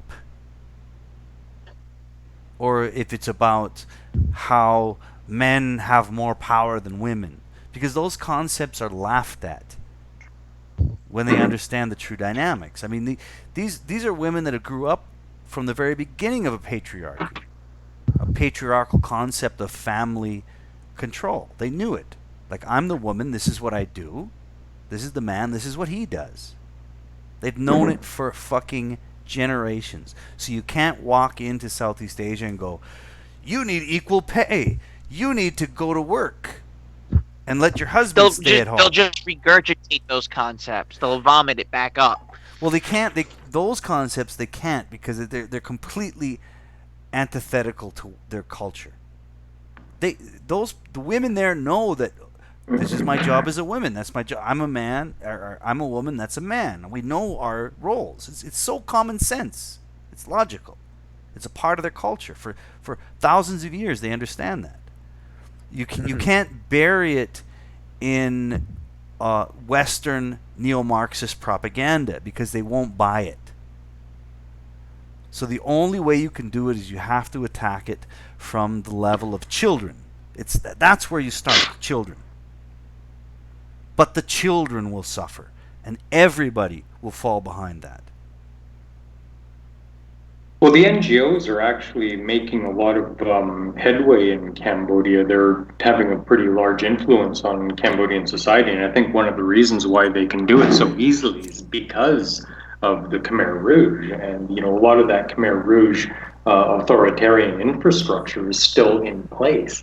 Well, And there I you think go. the NGOs are able to use that in order to enforce a lot of their shit throughout the country, in the Well, countryside. what you're talking about is a third world country that whose politicians and politics has been bought and sold decades ago.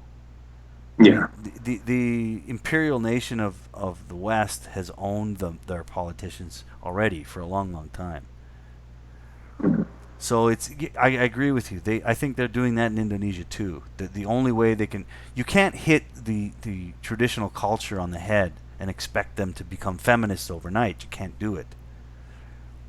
So if, regardless of the appeal to the child, which will affect anybody, everybody wants children to be safe, unless you're a monster.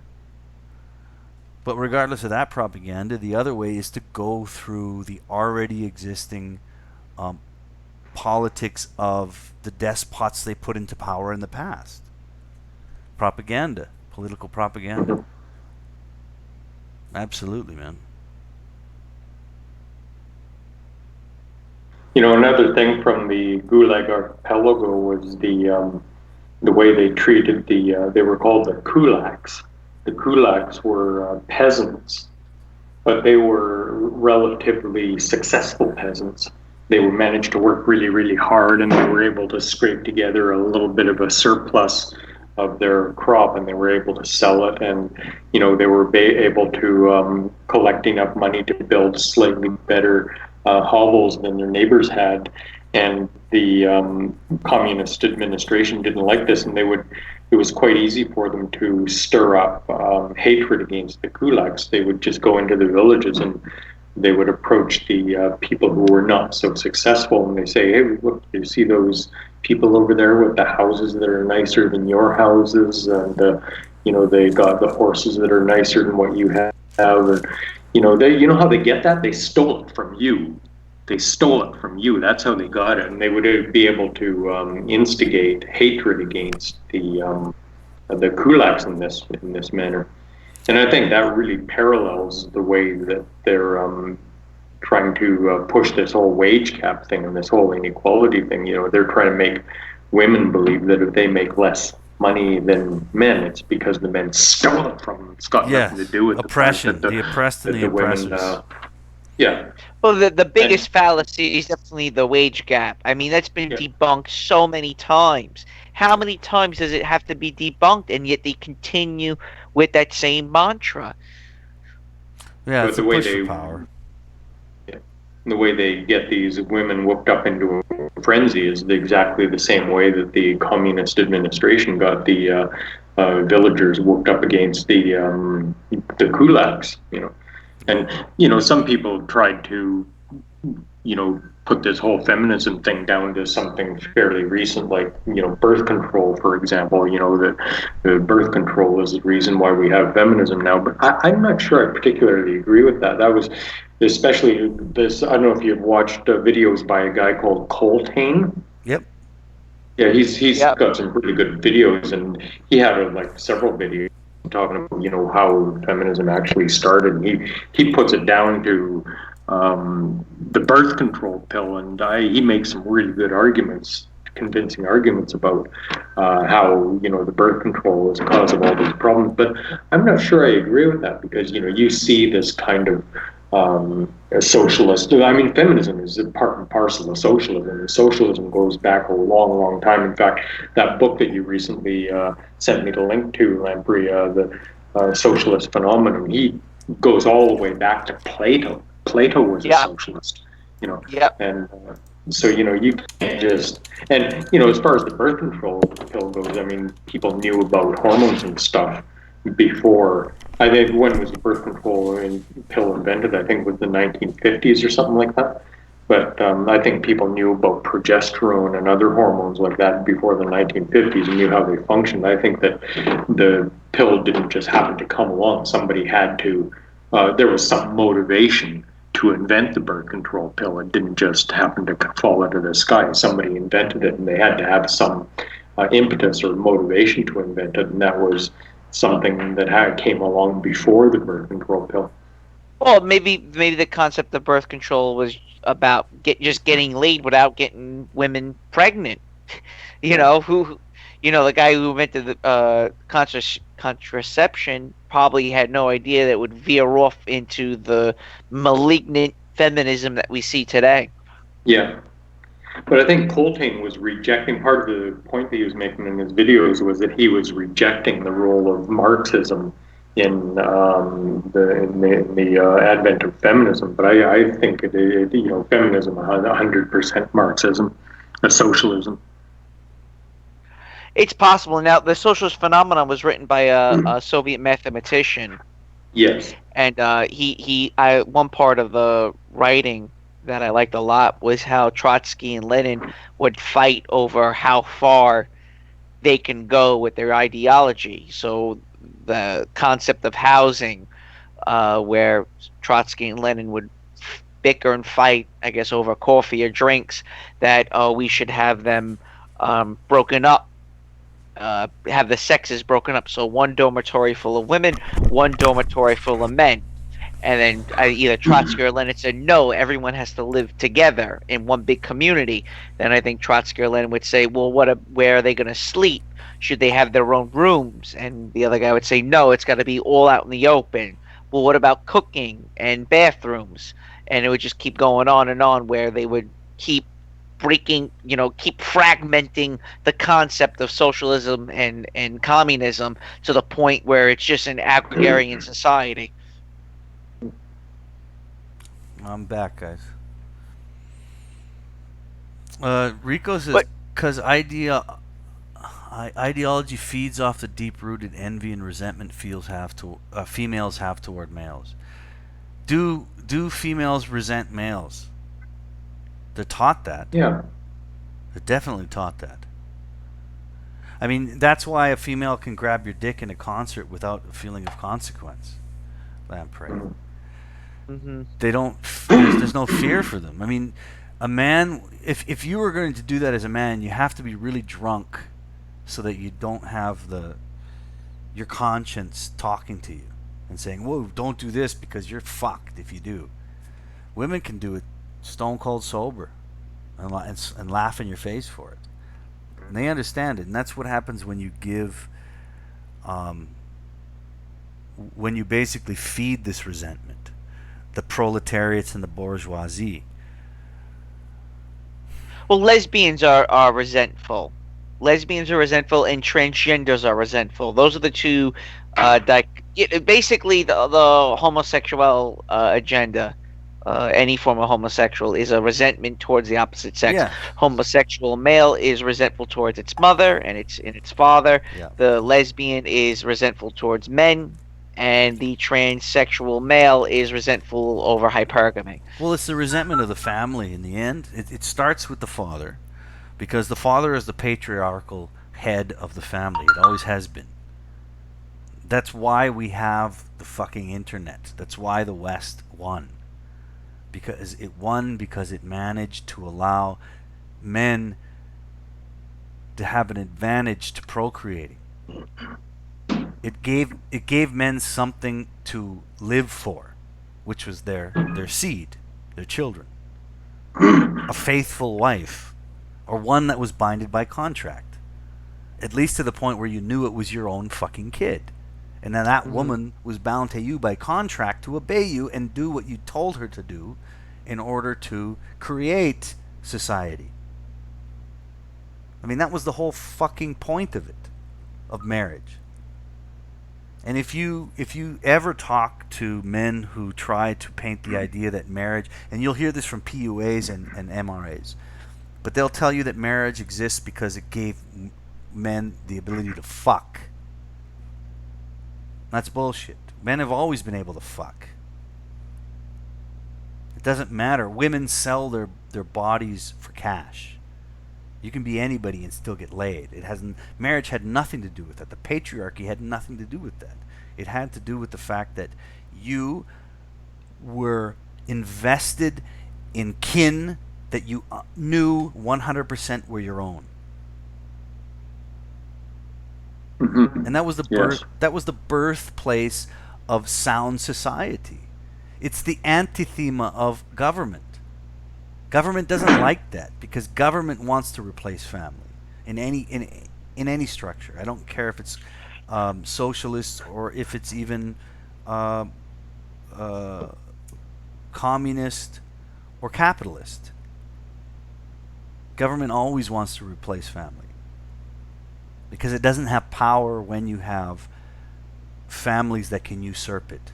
Well, each house is its own little city state in many Exactly. regards. When there's that's basically it. Yeah, and that's a Exactly. threat to the government. The It's a government threat. wants to get rid of all these little city-states and have total control over everything. Yeah. Well, yeah, it's a breakup of villages, and that's why you see such a push for more federal power. Not so much state, but states are one thing. Again, it's called the United States of America. The states are united by the Fed, but each state has its own separate laws, and inside each state, each place has a county, and within that county there are villages and hamlets. They want to break all that up, and the socialists say that it's inefficient. There needs to be one controlling body. I've heard this. I've heard it by so many Marxist professors. There's this one guy called Richard Wolff. Has anybody heard of Richard Wolff? Professor Richard Wolff. He's an outright diehard leftist socialist professor. Is he Jewish? And he says he looks Jewish, but I don't know if he looks Jewish. Right. But he preaches to all these immigrants in Manhattan. It's called what is it? The Democracy something. He has a YouTube channel where he does these hour lectures on the news on how there's the income inequality is growing and blah blah blah. Typical leftist talking points. And he says that how each town is inefficient to govern alone. There needs to be some type of federal one entity power looking over these villages. Well, you can't do that because each village has its own unique set of characteristics. They're diverse. Yeah. You want to be pro-diversity, each town is diverse. Yeah. But they Well, want that's not the kind of diversity that the Exactly. socialists want, though. You see, Yes. and that's the double speak. They redefine words. I mean, gender's redefined, sex is redefined, diversity Diverse is is redefined. just code for no white males in power. Well, not just that, but it's not that they just redefine the words, but they have to celebrate the words to a point where it's no longer defined. It's just an idea. Mm-hmm. The word is an idea. So, for example, with diversity, it's a buzzword. It's a socialist buzzword, but it doesn't have any really defining characteristics. There's no such thing as positive diversity and negative diversity. Right. It doesn't exist. There's only diversity. But in the real world, there is a positive, negative of everything. But that's not how they define them. Let's get into what I showed you the other day, what Sam Vaknin's take on capitalism, the death of capitalism, the rise of narcissism. And what we're seeing now is we're moving towards, if we're not already there, feudalism. We all know that there are the 100 wealthiest people in the world, 100 most wealthiest Americans account for more than 3.6 billion people's wealth. Yes. Yeah. So you're already there. It's already feudalism right then and there. Boom. 100 people, 100 wealthiest Americans have more wealth than 3.6 billion of the world's population. Yeah, What does that tell you? They have more wealth than and the then 90%. I think 50 of them. Right. So we're already there. And no one wants to talk about this. The capitalists don't want to discuss it. And the socialists talk about it quite often. So you're basically in a feudal society and you don't want to acknowledge it. You call it the American dream. Socialists call it communism. Right? So what does this mean for us? What does this mean? Where are we going? And feudalism is a form of passivity. You're being passive. You're content with the status quo. Basically, the industrial machine starts to die. You're happy with things the way they are. You're happy with the trains breaking down. You're happy with your GMO foods. You're happy with your shitty healthcare. You're happy with your sheetrock walls and your shitty fucking house that, for whatever reason, is worth fucking $1 million. I have no idea why.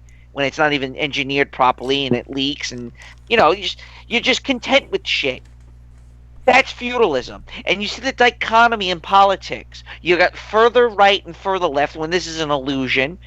Yeah. You want Trump to be your fucking savior, and they're not acknowledging the economic factor to any of this. Brexit is a prime example of feudalism. Why is Brexit a prime example of feudalism? Because Brexit completely removes the economic aspect of things, and you just want someone to fix shit for you, regardless of the economic cost.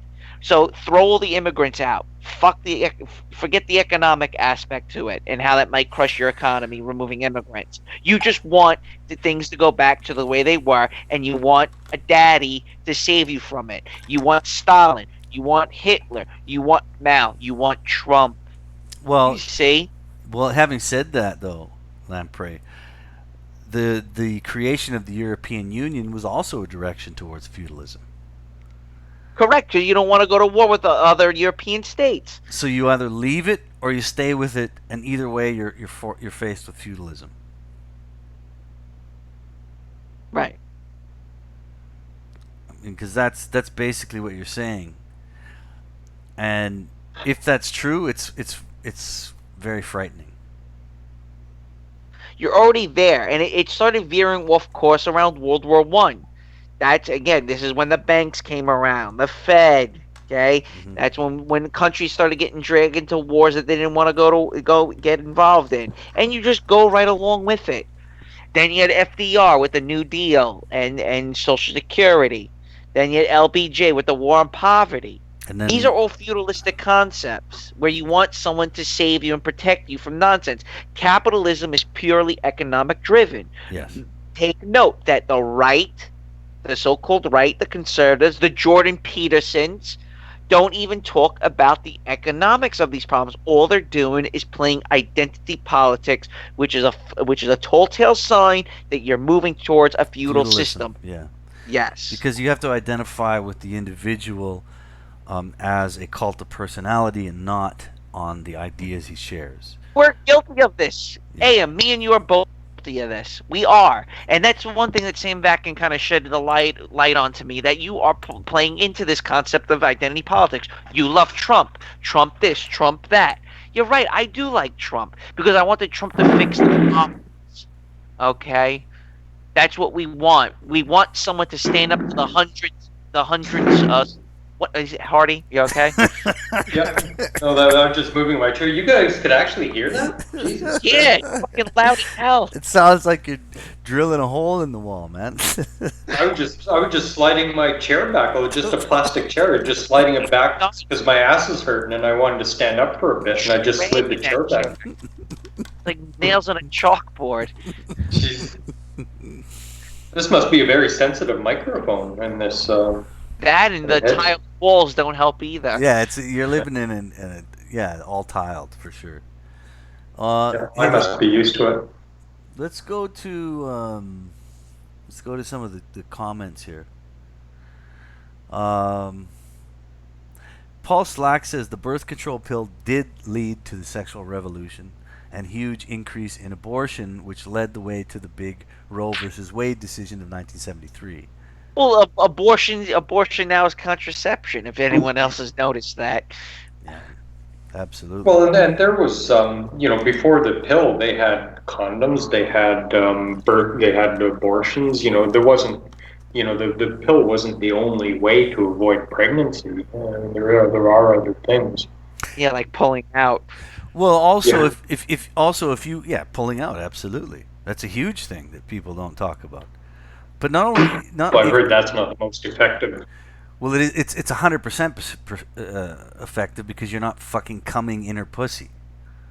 Yeah, but don't you have pre-cum that has? That's a load of That's a shit. load of shit. It's a myth. It's an absolute fucking myth.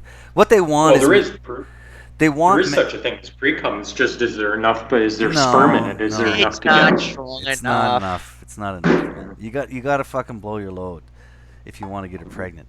But this is the thing. They want men to get women pregnant because that feeds the socialist machine. All right? It feeds the fucking state-controlled machine. Because all of that tax money that's going to pay single mothers for just popping children out has to be justified, has to be used, and has to be utilized.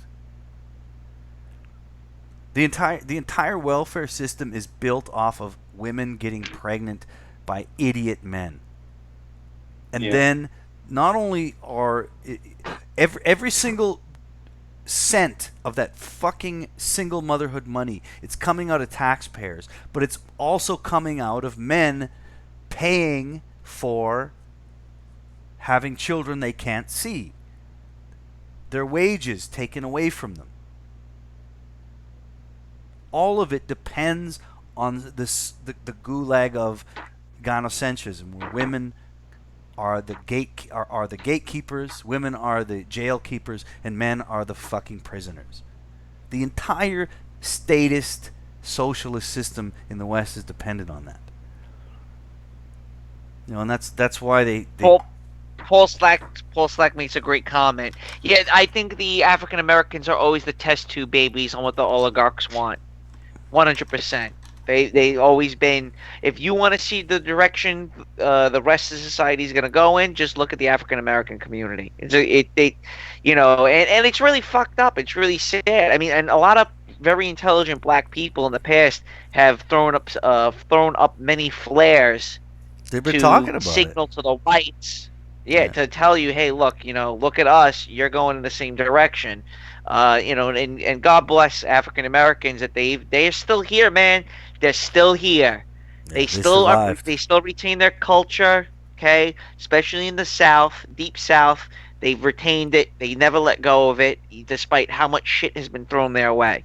Well, apparently the black community was doing quite well before single motherhood reared its ugly head. They were starting to do quite well, much better than they're doing nowadays. And Totally. To just make a point about black people and intelligence, and I don't want to go off topic too much here, but there's some talk about, the bell curve and relative intelligence of black people and white people. And, I think guys like Charles Murray, and I think he wrote the bell curve, and they're saying that, black people on average are less intelligent than white people, and this is based on IQ tests. But I wonder if those IQ tests include intelligence about women. If you include intelligence about women, I think black people are probably much closer to white people when it comes to IQ. Totally 100% agree with you, Hardy. 100%. And Thomas Sowell has made that statement numerous times about that whole concept. That environment plays a huge factor into many things when it comes to it. And I can honestly say I think African American women are much more intelligent than white American women. When I was in college, African American women sat up front. They used to sit up front and ask questions. Well, why is it like that? So why is it got to be like that? No, so you're telling me. And I remember they used to just grill the professors. Like, you're full of shit. I don't know what you're talking about. And they would raise really good hair standing questions to the professors. The white girl never did any of that. And the reason why the African American woman was asking questions is because she knows what it's like to be fucked over. She knows what it's like to be screwed with, been played with, and that's how the Democrats are able to play on the African American community, and the socialists are able to play onto the community for those reasons that I've just pointed out and stated. Actually, I was making a slightly different point. I was talking about actually African American men. And African American men actually might be more intelligent than we're giving them credit for. I'm saying that African American men have higher intelligence regarding women, like about women, how to deal with women and stuff. Well, you'll never. There's no such thing as just friends with black men. Oh, we're just friends. There's no such thing as a guy friend. No. It's called bitch. You suck my dick if you want to be my friend, or else I ain't hanging out with you. That's how it is in Asia too. One good Right. example is I don't know if you guys must have heard about this Tinder trap that happened recently, right? Mm-hmm. And Yep. there was one guy out of the whole bunch. There was one guy who got pissed off and started getting angry about the whole thing, and he was a black guy.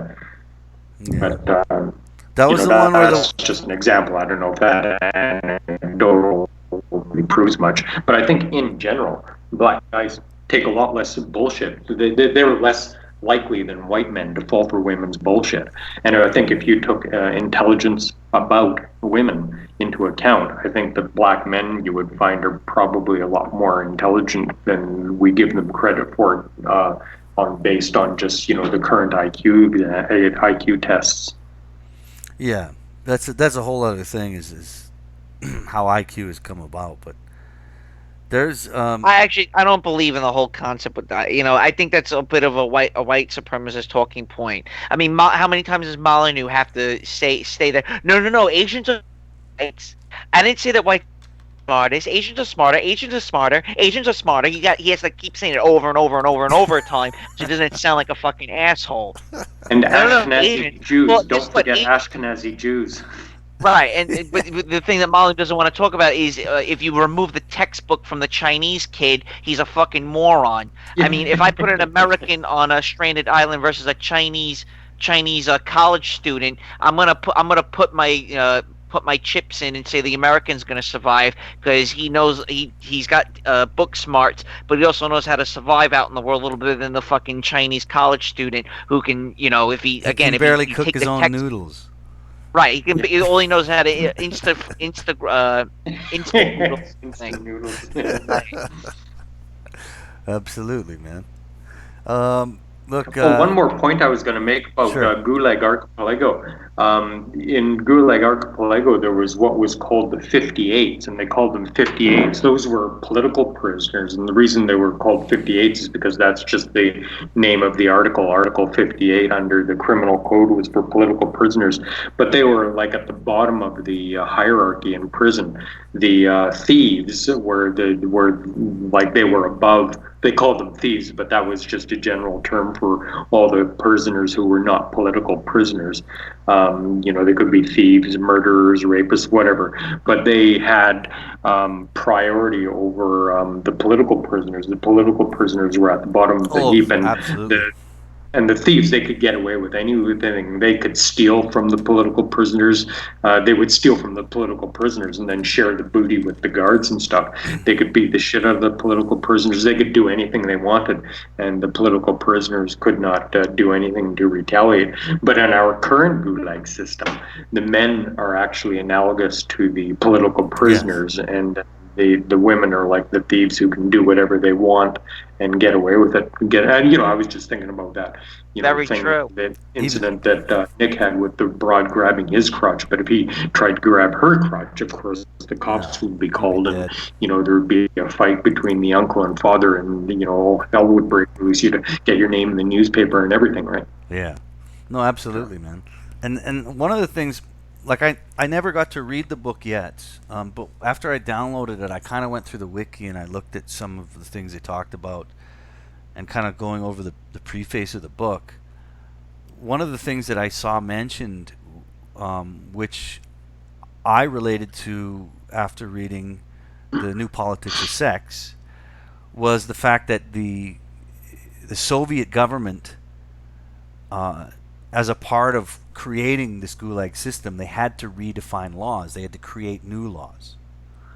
Mm-hmm. And these laws that they created were just very loose definitions. So, for example, making a comparison to the West today, the idea of, and this is going back to Roe versus Wade, this is going back to a lot of court decisions made back in the 60s and 70s in America when it came to rape and when it came to domestic violence and divorce. And one of the big things that caught my attention, especially when it came to changing the definitions or creating new crimes under the Soviet Union, creating new crimes to be defined and punished.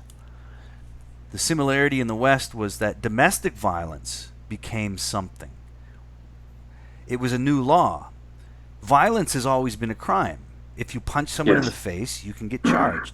Now they add the new word domestic violence, and they redefine the idea of the crime. So Right now, it's inside the house. It's like a hate crime. it's Same thing. It becomes sexual. It becomes intimate. It becomes man versus woman. Yeah, and it applies only to men. Only to, in the end, exactly. That's the whole point. But see, this is the thing. Before domestic violence laws, violence still existed as a crime, and any woman could try to charge her husband with violence if he, tried to beat the shit out of her. Yes. Well, here's a good one. You know the baseball player Andrew Jones from the Braves, and he played for the Yankees his last year. He played for the Braves. I forgot. He played for one other team. Oh, Dodgers. Okay. Played for the Braves, the Dodgers, and then he ended his career with the Yankees. You remember him? Center fielder, Golden Glove. I remember. All-star. I remember the name. Yeah, I don't know. Okay, so he got arrested 9 o'clock in the morning on Christmas Day for dragging his wife down the flight of stairs on Christmas morning. And I remember telling my dad the story, like maybe it was the day of the Christmas Day or the following day, and I told my dad, I go, holy shit, look, Andrew Jones is arrested for domestic violence. He dragged his wife down the flight of stairs in front of his 2 kids on Christmas morning. You know what my dad said? What? He says, my God, I can't even imagine what she did that morning. Absolutely, man.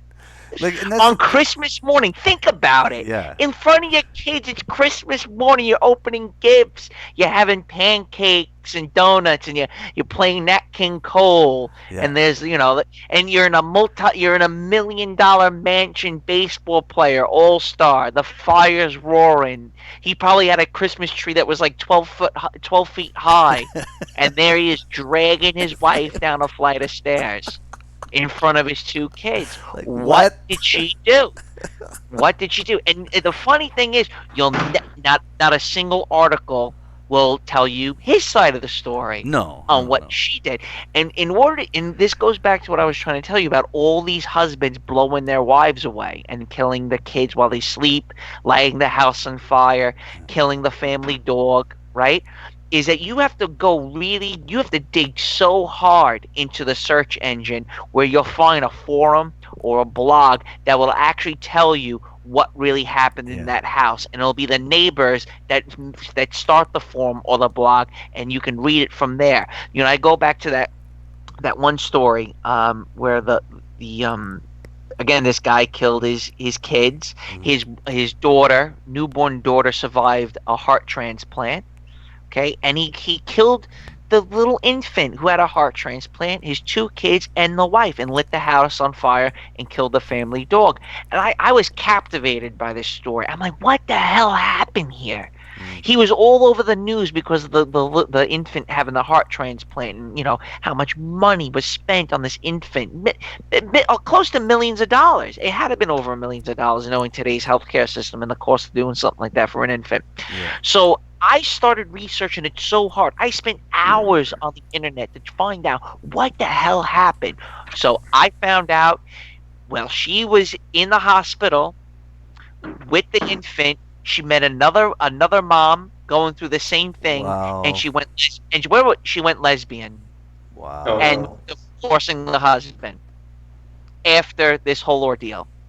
Well, this ties in a lot with a message that Rico put in. He said, marriage reinforced the weakest bond in the family, father to kids. That is the weakest bond in the family because it's the most easily misrepresented. A woman knows she's the mother of a child because it comes out of her cunt. And I've said this 1,000 times. But paternity is never 100% guaranteed. Technology can help that. And vigilance. In the past, it was just fucking vigilance. In order for a father to even give a shit about whatever child came out of the woman he was fucking, he had to know it was his. Without that knowledge, there was no commitment. That's how you get women. That's how you get men to go down on the ship. If you want to convince a man to sink with the ship, Convince him that the kid that he fucking sired is his own. And he'll do it. You know, and this is exactly why what you're talking about is happening. Well, go lesbian. Rip him from the house and go lesbian with some random woman you met in the hospital, and you can share your PTSD trauma about your infant having a heart transplant. Yeah. And of course, I mean, in the end, the man decides, you know what? This is a fucking disaster. I'm checking everybody out. You know, I'm taking, which is a form of narcissism. It is a form of narcissism, but it's also a form of complete and utter defeat. An enemy that... Well, yeah, he's... Exactly. It's utter despair. He has nothing to lose. Exactly. When a guy feels like he's lost everything, then what else is there to lose, right? Exactly. Right. It's not, you know, when your enemy is faced with utter defeat, often he'll put a gun to his head. Harry Carey, done. Sword through the gut. The Japanese did it. Fucking apparently Hitler did it. That's not narcissism. That's like, I got nothing else to lose. It's utter despair. And that's what which is very and my mother told me that a long time ago. The most frightening person on planet Earth is a middle-class white guy with nothing to lose. Nothing to lose, man. He's the most frightening, harrowing guy, because there he is. It's the falling down effect. Yeah. And I've mentioned this. It's Michael Douglas falling down. Defense was his name. Yeah. Okay? And it's, you know what? I've played by the rules. I've done the right thing. I paid my taxes. I had my little Nick mansion with my Toyota Camry. Mm-hmm. Okay, listening to Genesis and U2, and Yep. right. And now you want to pull the rug right from underneath me by radicalizing my wife. Yeah. So screw it. Yeah. You know, I'm just gonna pull it all and let it all burn. Man. Yeah, let it all burn. And this is the thing: is that the most terrifying thing to this neo-Marxist culture, this push towards feudalism again. The most terrifying thing to them is a man with paternity, because that creates family, that creates strength in a family. Without it, it's dead. Because a woman can get pregnant by 1,000 different men, and it doesn't matter to her, because even if that man isn't around, she'll find another one to take care of it or get pregnant again. There's no guarantee for paternity. It doesn't exist in biology. The only thing we have is technology, again created by men, which we might call a DNA test today, where we could say this is absolutely your kid. I mean, before that, it was marriage that allowed that to exist. And that institution is dead in the West. Marriage is dead in the West. Absolutely dead. There's no protection for men. And it'll collapse. It won't. Look, I mean, I'm looking at all these. I'm in real estate, and I've been looking for my own home. And where I live, every house now is worth over $1 million. How is that possible? All across the board. Across the fucking board, everything's like $1 million now. It's crazy. Okay? So these houses are 3, 4, 5, 6, 7 bedroom houses. That's for families. If you keep fracturing, splintering families, who's going to be living in these houses? If it takes 2 incomes to afford that house and you separate the family, who's going to wind up buying these houses? And the baby boomer generation doesn't want to acknowledge that hey, look, Brittany and Timmy are not having kids and they're not getting married. Therefore, they don't need this colossal fucking mansion. Therefore, this house is not worth $1 million. Yeah. And in another 5, 10, 15 years, the whole thing is going to come crashing the fuck down.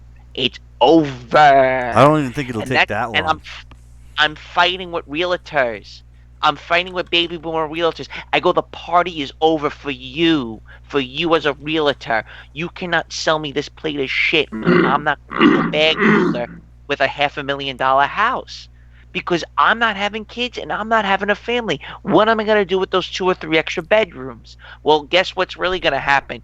It's going to be boarding houses where you take in people that don't even belong in, that you don't even know, complete strangers, and shove them in a room, Yeah, and boarding those houses. people are right, and those strangers that are living in your spare rooms, who are not relatives of yours, who don't have families of their own, you use their money to pay off the property tax or the Yeah. mortgage. That's what's going to happen. And that kind of occupancy attracts degenerates.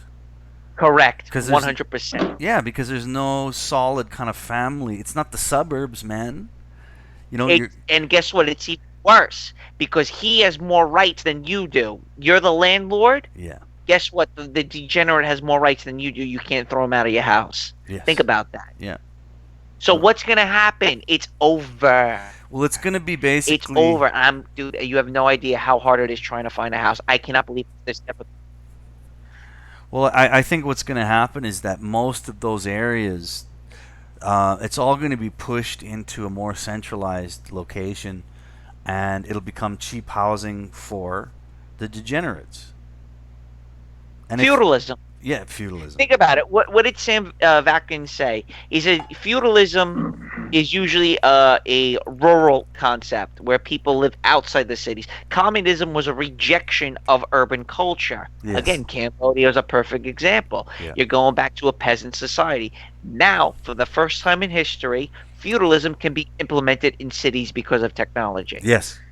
Well, technology of movement for the most part, because you have to the degenerate sort of feudalist colonies have to be centered around the city center without a need of major transportation. You can't have suburbs in a feudalist society in the way that No. we have it. You know, in the modern. You need a car. Yes. You need a car. You need a sprinkler system for your front lawn. You need a lot of water for the swimming pool in the backyard, right? I mean, there's a lot of different factors that go into single-family homes. Yes. When you're in the slums of a flava in Rio de Janeiro, you don't need that. No, you're bunched up with you're right next door to other people. You don't need a lawn. You don't need transportation. There's public transportation. There's cheap public transportation for you to get. Already happening. It's already happening. Yeah. It's going to become like the communist ideal where everybody's sharing the same space. Everybody's dormitory living, and everybody's. They even envision societies where everybody looks the same. Well, and there was the Dressed Maoist the same. society where everybody wore the Maoist outfits and everything, right? Yeah. Tattoo. Yep. Yeah. You got to look the same, and that means dress the same. Yeah. I mean, I don't know how the concept of looking the same is going to work in the Western worlds because even Lamprey knows this. You walk down the street and you're looking at a fucking Arab Muslim, and then the next block it's Chinese, and the next block it's Italian. So there's too much diversity in the West. I don't know how they're going to make everybody look the same. Make everybody wear burqas. No, it's what Jordan Peterson says is you just keep fragmenting into subgroups further and further and further to the point where it's just a Tower of Babel. Yeah. Right. Nobody speaks Well, the same Peterson language. said the smallest viable social unit is the family. Once you start breaking down less than the family, then you don't have society anymore. No. The family is Well, the smallest. I call Jordan viable- Peterson Kermit the Frog because he sounds like Kermit the Frog. All right, Kermit. So what's your suggestion about feminism? Well, I think other women should tell other women how to act and train them properly. Yeah, no, sorry there, Kermit. That's not how it's going down. No, he's a 6'1" baby boomer. He doesn't really understand what's really going on. Yeah, he doesn't really understand the problems. Well, think about Instagram, and let's think about the narcissism, the malignancy, as Sam likes to put it. And I've been a Sam Vakin fan for now. This is going to go on my 9th year of watching this guy. I've been 9-year fan of Sam Vakin. I got all of his books. And he says, let's look at Instagram. What has Instagram done? Okay? It's taken a fat heifer down the road, and he said this. He takes Fat Annie down the road, where she's now comparing herself to another fat girl. Why is the other fat girl getting more followers on Instagram? Well, she's naked. So Fat Andy now has to get naked to get more followers. Look at tattoos. You go back 20 years ago, you're a rebel for getting one tattoo. Now you get a sleeve. Now you have to get a neck tattoo because you need to stand out. I forget the term, but omnipotent, right? Omnipotence. Yes, thank you. You have to be seen. You have to be, you have to be Omnipresence. omnipresent. Okay, it's a self-esteem issue. I'm gonna get a tattoo on my face. Do you remember when Mike Tyson got that tattoo on his face 20 years ago? Everyone was talking about it. Look at him. He's a wild man. He's a crazy man. I can't believe how many people have fucking neck tattoos now. Furthermore, who is going to hire you having a neck tattoo? I highly doubt the average person with a neck tattoo is going to be making six figures at any point in his life. Well, that Sooner or later, the day's going to come when the boss has a neck tattoo also. It's never going to happen. Mark my words. Well, Mark my words. It's never going to happen. it's face tattoos now, though. It's not just neck. They I will tattoo put up faces. my car and my most expensive items and say you'll never see the guy with a neck tattoo making six figures. Never going to happen. I believe it. Absolutely. And the thing is the only time you'd ever assume you might see it is in a socialist economy. Let me tell you something. The reason why you'll never. I'm sorry. The reason why you'll never see a guy with a neck tattoo making six figures is because he has a self-esteem issue and he has confidence issues, and he'll never rise to the occasion to make that six figure. Yeah, very possible. Very possible. Unless he has a Listen, tattoo. you guys, it's just about lunchtime here, and I'm getting super hungry. I'm afraid I'm going to have to bow out of the conversation. That's All right. okay. I think we should put it to an end. We're over two, and we're trying to shorten these a little bit to see how things go. It's also Sunday night, so that means tomorrow is kind of a regular weekday for me. Well, me and you will wrap it up. Yeah, we'll wrap it up and go from there. Are you ready? You want to take off now, John? Yes. Okay. We'll see you later. All right, man. Okay, Take All care. right, good chatting with you, Hardy. Okay, bye. Bye-bye.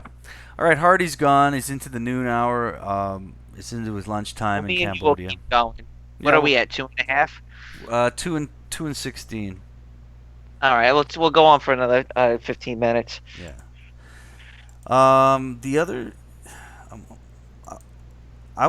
You remember we were talking about the seniors and STDs? Do you want to go back into that, or you want to do something else? Well, I wanted to do more of the feudalism concept. All right, let's go into that then. So basically, this latest interview that Sam did, and he doesn't do interviews quite often. There's some really good ones he's done online. The concept of feudalism. Where do Mao, Trump, Hitler, Stalin, Lenin, what are they? They're all cults of personality. Cult of personalities. Where do cult of personalities appear in world history? How far back do you have to go? Not far at all. Go back to Obama. No, yeah, well, you're right. He mentioned Obama. He did mention Obama. But let's go back before the 20th century. How far back do you actually have to go? You got to go far back. You really, truly do. You got to go back to medieval Europe. Well, Mao, Stalin. Which was when it was. No, but that's 20th century. Oh, right, again. right. We want to go before We're that. going Right. prior to the 20th century. Right. Before that, you had kings and queens, yes. Okay. If you want to call them cult of personalities, that's a bit subjective, calling a king or Monarchy. queen. Yeah, monarchy is not a cult of personality. It's not. No, it's not. You'd have to go back Vlad the Impaler. Okay. Right. A Genghis Khan. Right. Augustus Caesar. Right. Julius Caesar. Constantine. Diocletian. Okay. Hannibal. Okay, you have to go very far back into history prior to the 20th century to find a cult of personality. When Moses. Moses, right? Jesus. Muhammad. Yeah, Muhammad. Okay? So again, you have to go way far back into the history books to find cult of personalities outside of the 20th century. And those at that time, it wasn't capitalism. It was what? Feudalism. Feudalism. There That's was no correct. capitalism. No, not back then. So at the turn of the 20th century, where you got the rise of socialism, the rise of communism, again, you only had two options. You only had two options up until the 20th century as far as what type of policy you or type of ideology you lived under. It was either feudalism or capitalism. Now, under capitalism, you did not have the cult of personalities. Why? Because your society valued economics over the cult of personalities. Right. And both the left right paradigm do not look at economics anymore. The Fox News conservative Jordan Peterson, they are not talking economics. Has Jordan Peterson talked about economics? Has he? No. Remark He's talking about psychology and bullshit. psychology and ideologies. Yes. He's not talking Right? about economics. No, he's not talking about economics. Is Trump talking about economics at any point? No. He says, "Look at me. I fart and the stock market moves. It's because of me the stock market is moving." Well, if you're Yes, Obama Trump- today, you accuse Trump of stealing your progress. Right, And that- let me tell you something. It shows you how low class Obama really is. What a low class fucking know. faggot. What a loser Absolutely. Shut your mouth. Cult Shut of your mouth. personalities, Well, that- man. Right, cult of personalities. So we're moving towards a feudalistic society. And for North America, when did it start moving towards? When did this start coming about? Probably after World War II. Yeah, that's basically what the Vaknin guy said. It's like World War II was kind of when it really started going downhill for the cult of personality. And you have to remember too, the number one cult of personality of World War II was a German man named Adolf Hitler. And him and his cronies all came to the United States afterwards. Uh-oh. Right. They all came to the United States, man. Every single one of them. They all came here. They all came here and set themselves Got a up. lot of people watching right now. Yeah, we got 22. Look, 25. all the Nazis ended up coming here. The biggest cult of personality of World War II was Adolf Hitler, and him and his cronies all moved this way. Of course, history says he killed himself. Maybe he did, maybe he didn't. But Werner von Braun came. Went to Argentina. Well, that's what they say. Some went to Argentina, but Werner von Braun was here, man. It's no lie. It's no secret. He was here. He was developing rockets for NASA. So the cult of personalities came here. They all came here after World War II. This to continue their feudalism. So it hasn't really changed. But what is feudalism? Feudalism is being okay with the status quo, and you want someone, a ruler, to look out for your best interest. You want Trump to be the Superman against the 100 wealthiest Americans. Yes. That's what you want. And to be honest with you, I think you want that, and I want that. But we're kind of forgetting the economic aspect of things when it comes to these type of concepts. Well, there was the idea, I think I remember from the video. What was his name again? Vaknin? Sam Vaknin. Yeah, Sam Vaknin mentioned in the video, which is the death of capitalism leads to rise of narcissism. He mentioned how with these personality cults, there was a sort of hierarchy of worship. The Führer that you worshipped as a low-end person was a little bit higher than yourself. And then that Führer worshipped another Führer, and then it made its way all the way up. You didn't the lowest class didn't have to show obedience to the highest Führer. They just had to show it to the next level of them. So there was this sort of hierarchy within these feudalistic states. For example, back in the days of kings and queens, it wasn't that you necessarily had to show allegiance to the king directly if you were a peasant, but you had a lord above you who was a landowner. And you sort of showed allegiance to him, and he would show allegiance to his lord, and so on and so forth until it went up to the king. I mean, that's basically what I remember. Do you remember that? Yes, and in capitalism you have none of that whatsoever. No, there's none of it. Yeah. So there has to be. I mean, Hello? yeah, I can hear you. Can you hear me? Hello. Okay, yep, you're good. Okay. But that's what I'm saying. I mean, if we want to make the comparison of feudalism, we have to look, and again, as Vankin said, look at America today. He mentioned that America is more similar to 1940 Soviet Union than it is to 1840 America. Now, that was a big statement he made, and he's absolutely right. We have cult of personalities now. We have for generations. And we have this sort of hierarchy of Führers that we focus worship on. It's not as Well, extreme, but not only that, what I found more profound, what he stated, was where did capitalism come from? How did capitalism come about? mm. What did he say? I forget. Well, capitalism rose out of the Oh, Black Plague, the deaths, yes, population. the Black Plague.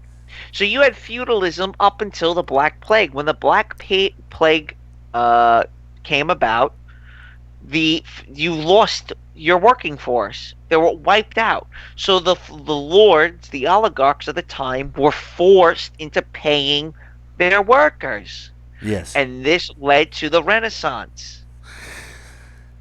Yeah, I remember that. It was. So you had feudalism up until the Black Plague, and the Black Plague was a massive wealth redistribution that took place. You had everyone that died. Okay, so the people that died left you with all the oligarchs giving you money to start your own business because they're forced to. They're forced. Their hands are tied. They have to give you their money. Yeah, they don't. There's not enough servants to meet their needs anymore. So how this ties all, how I want to bring this all to a close and how to tie it all in is, why is there such a push for depopulation? I mean, when you force feminism on the whole world, It's what is the depopulation. real? It's depopulation. Why? Well, because you're basically, first of all, you're destroying the only reason that men have any kind of investment in society's function, and that's with paternity, guaranteed paternity. You're destroying that. It all comes along with feminism. Feminism basically loses the concept that a child in your womb has rights and a life. I mean, it makes them become murderers. So they're killing children unilaterally. Well, why? What's the whole purpose of the depopulation agenda?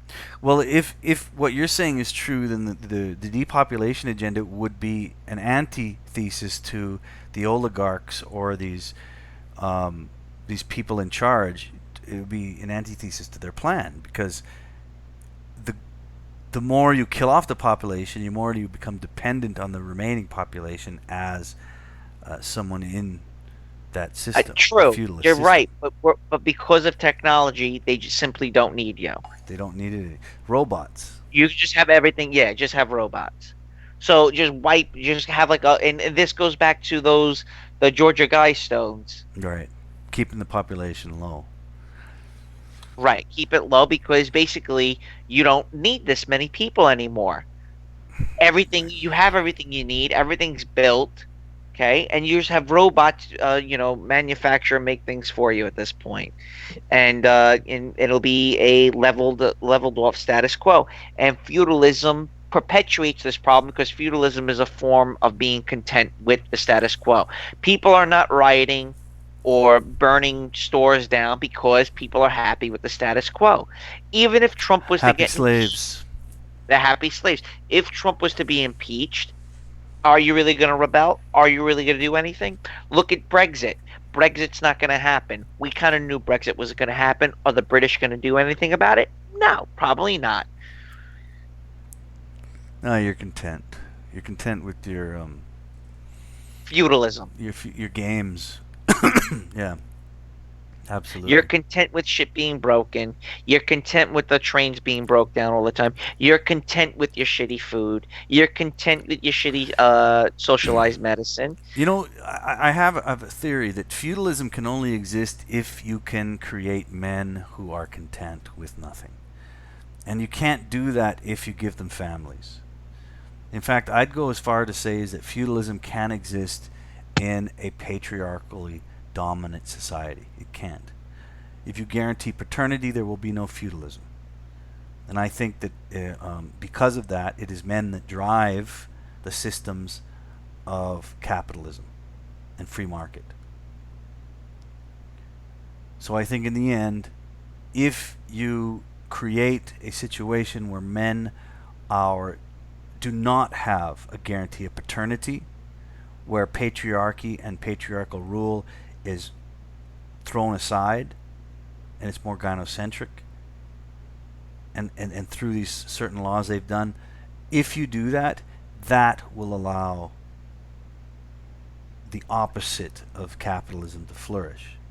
That's where feudalism will exist.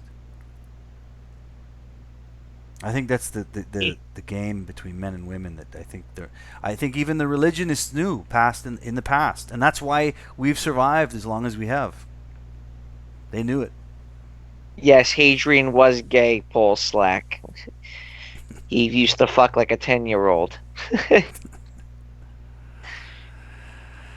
Anyway, let's bring it to a close with 2.5.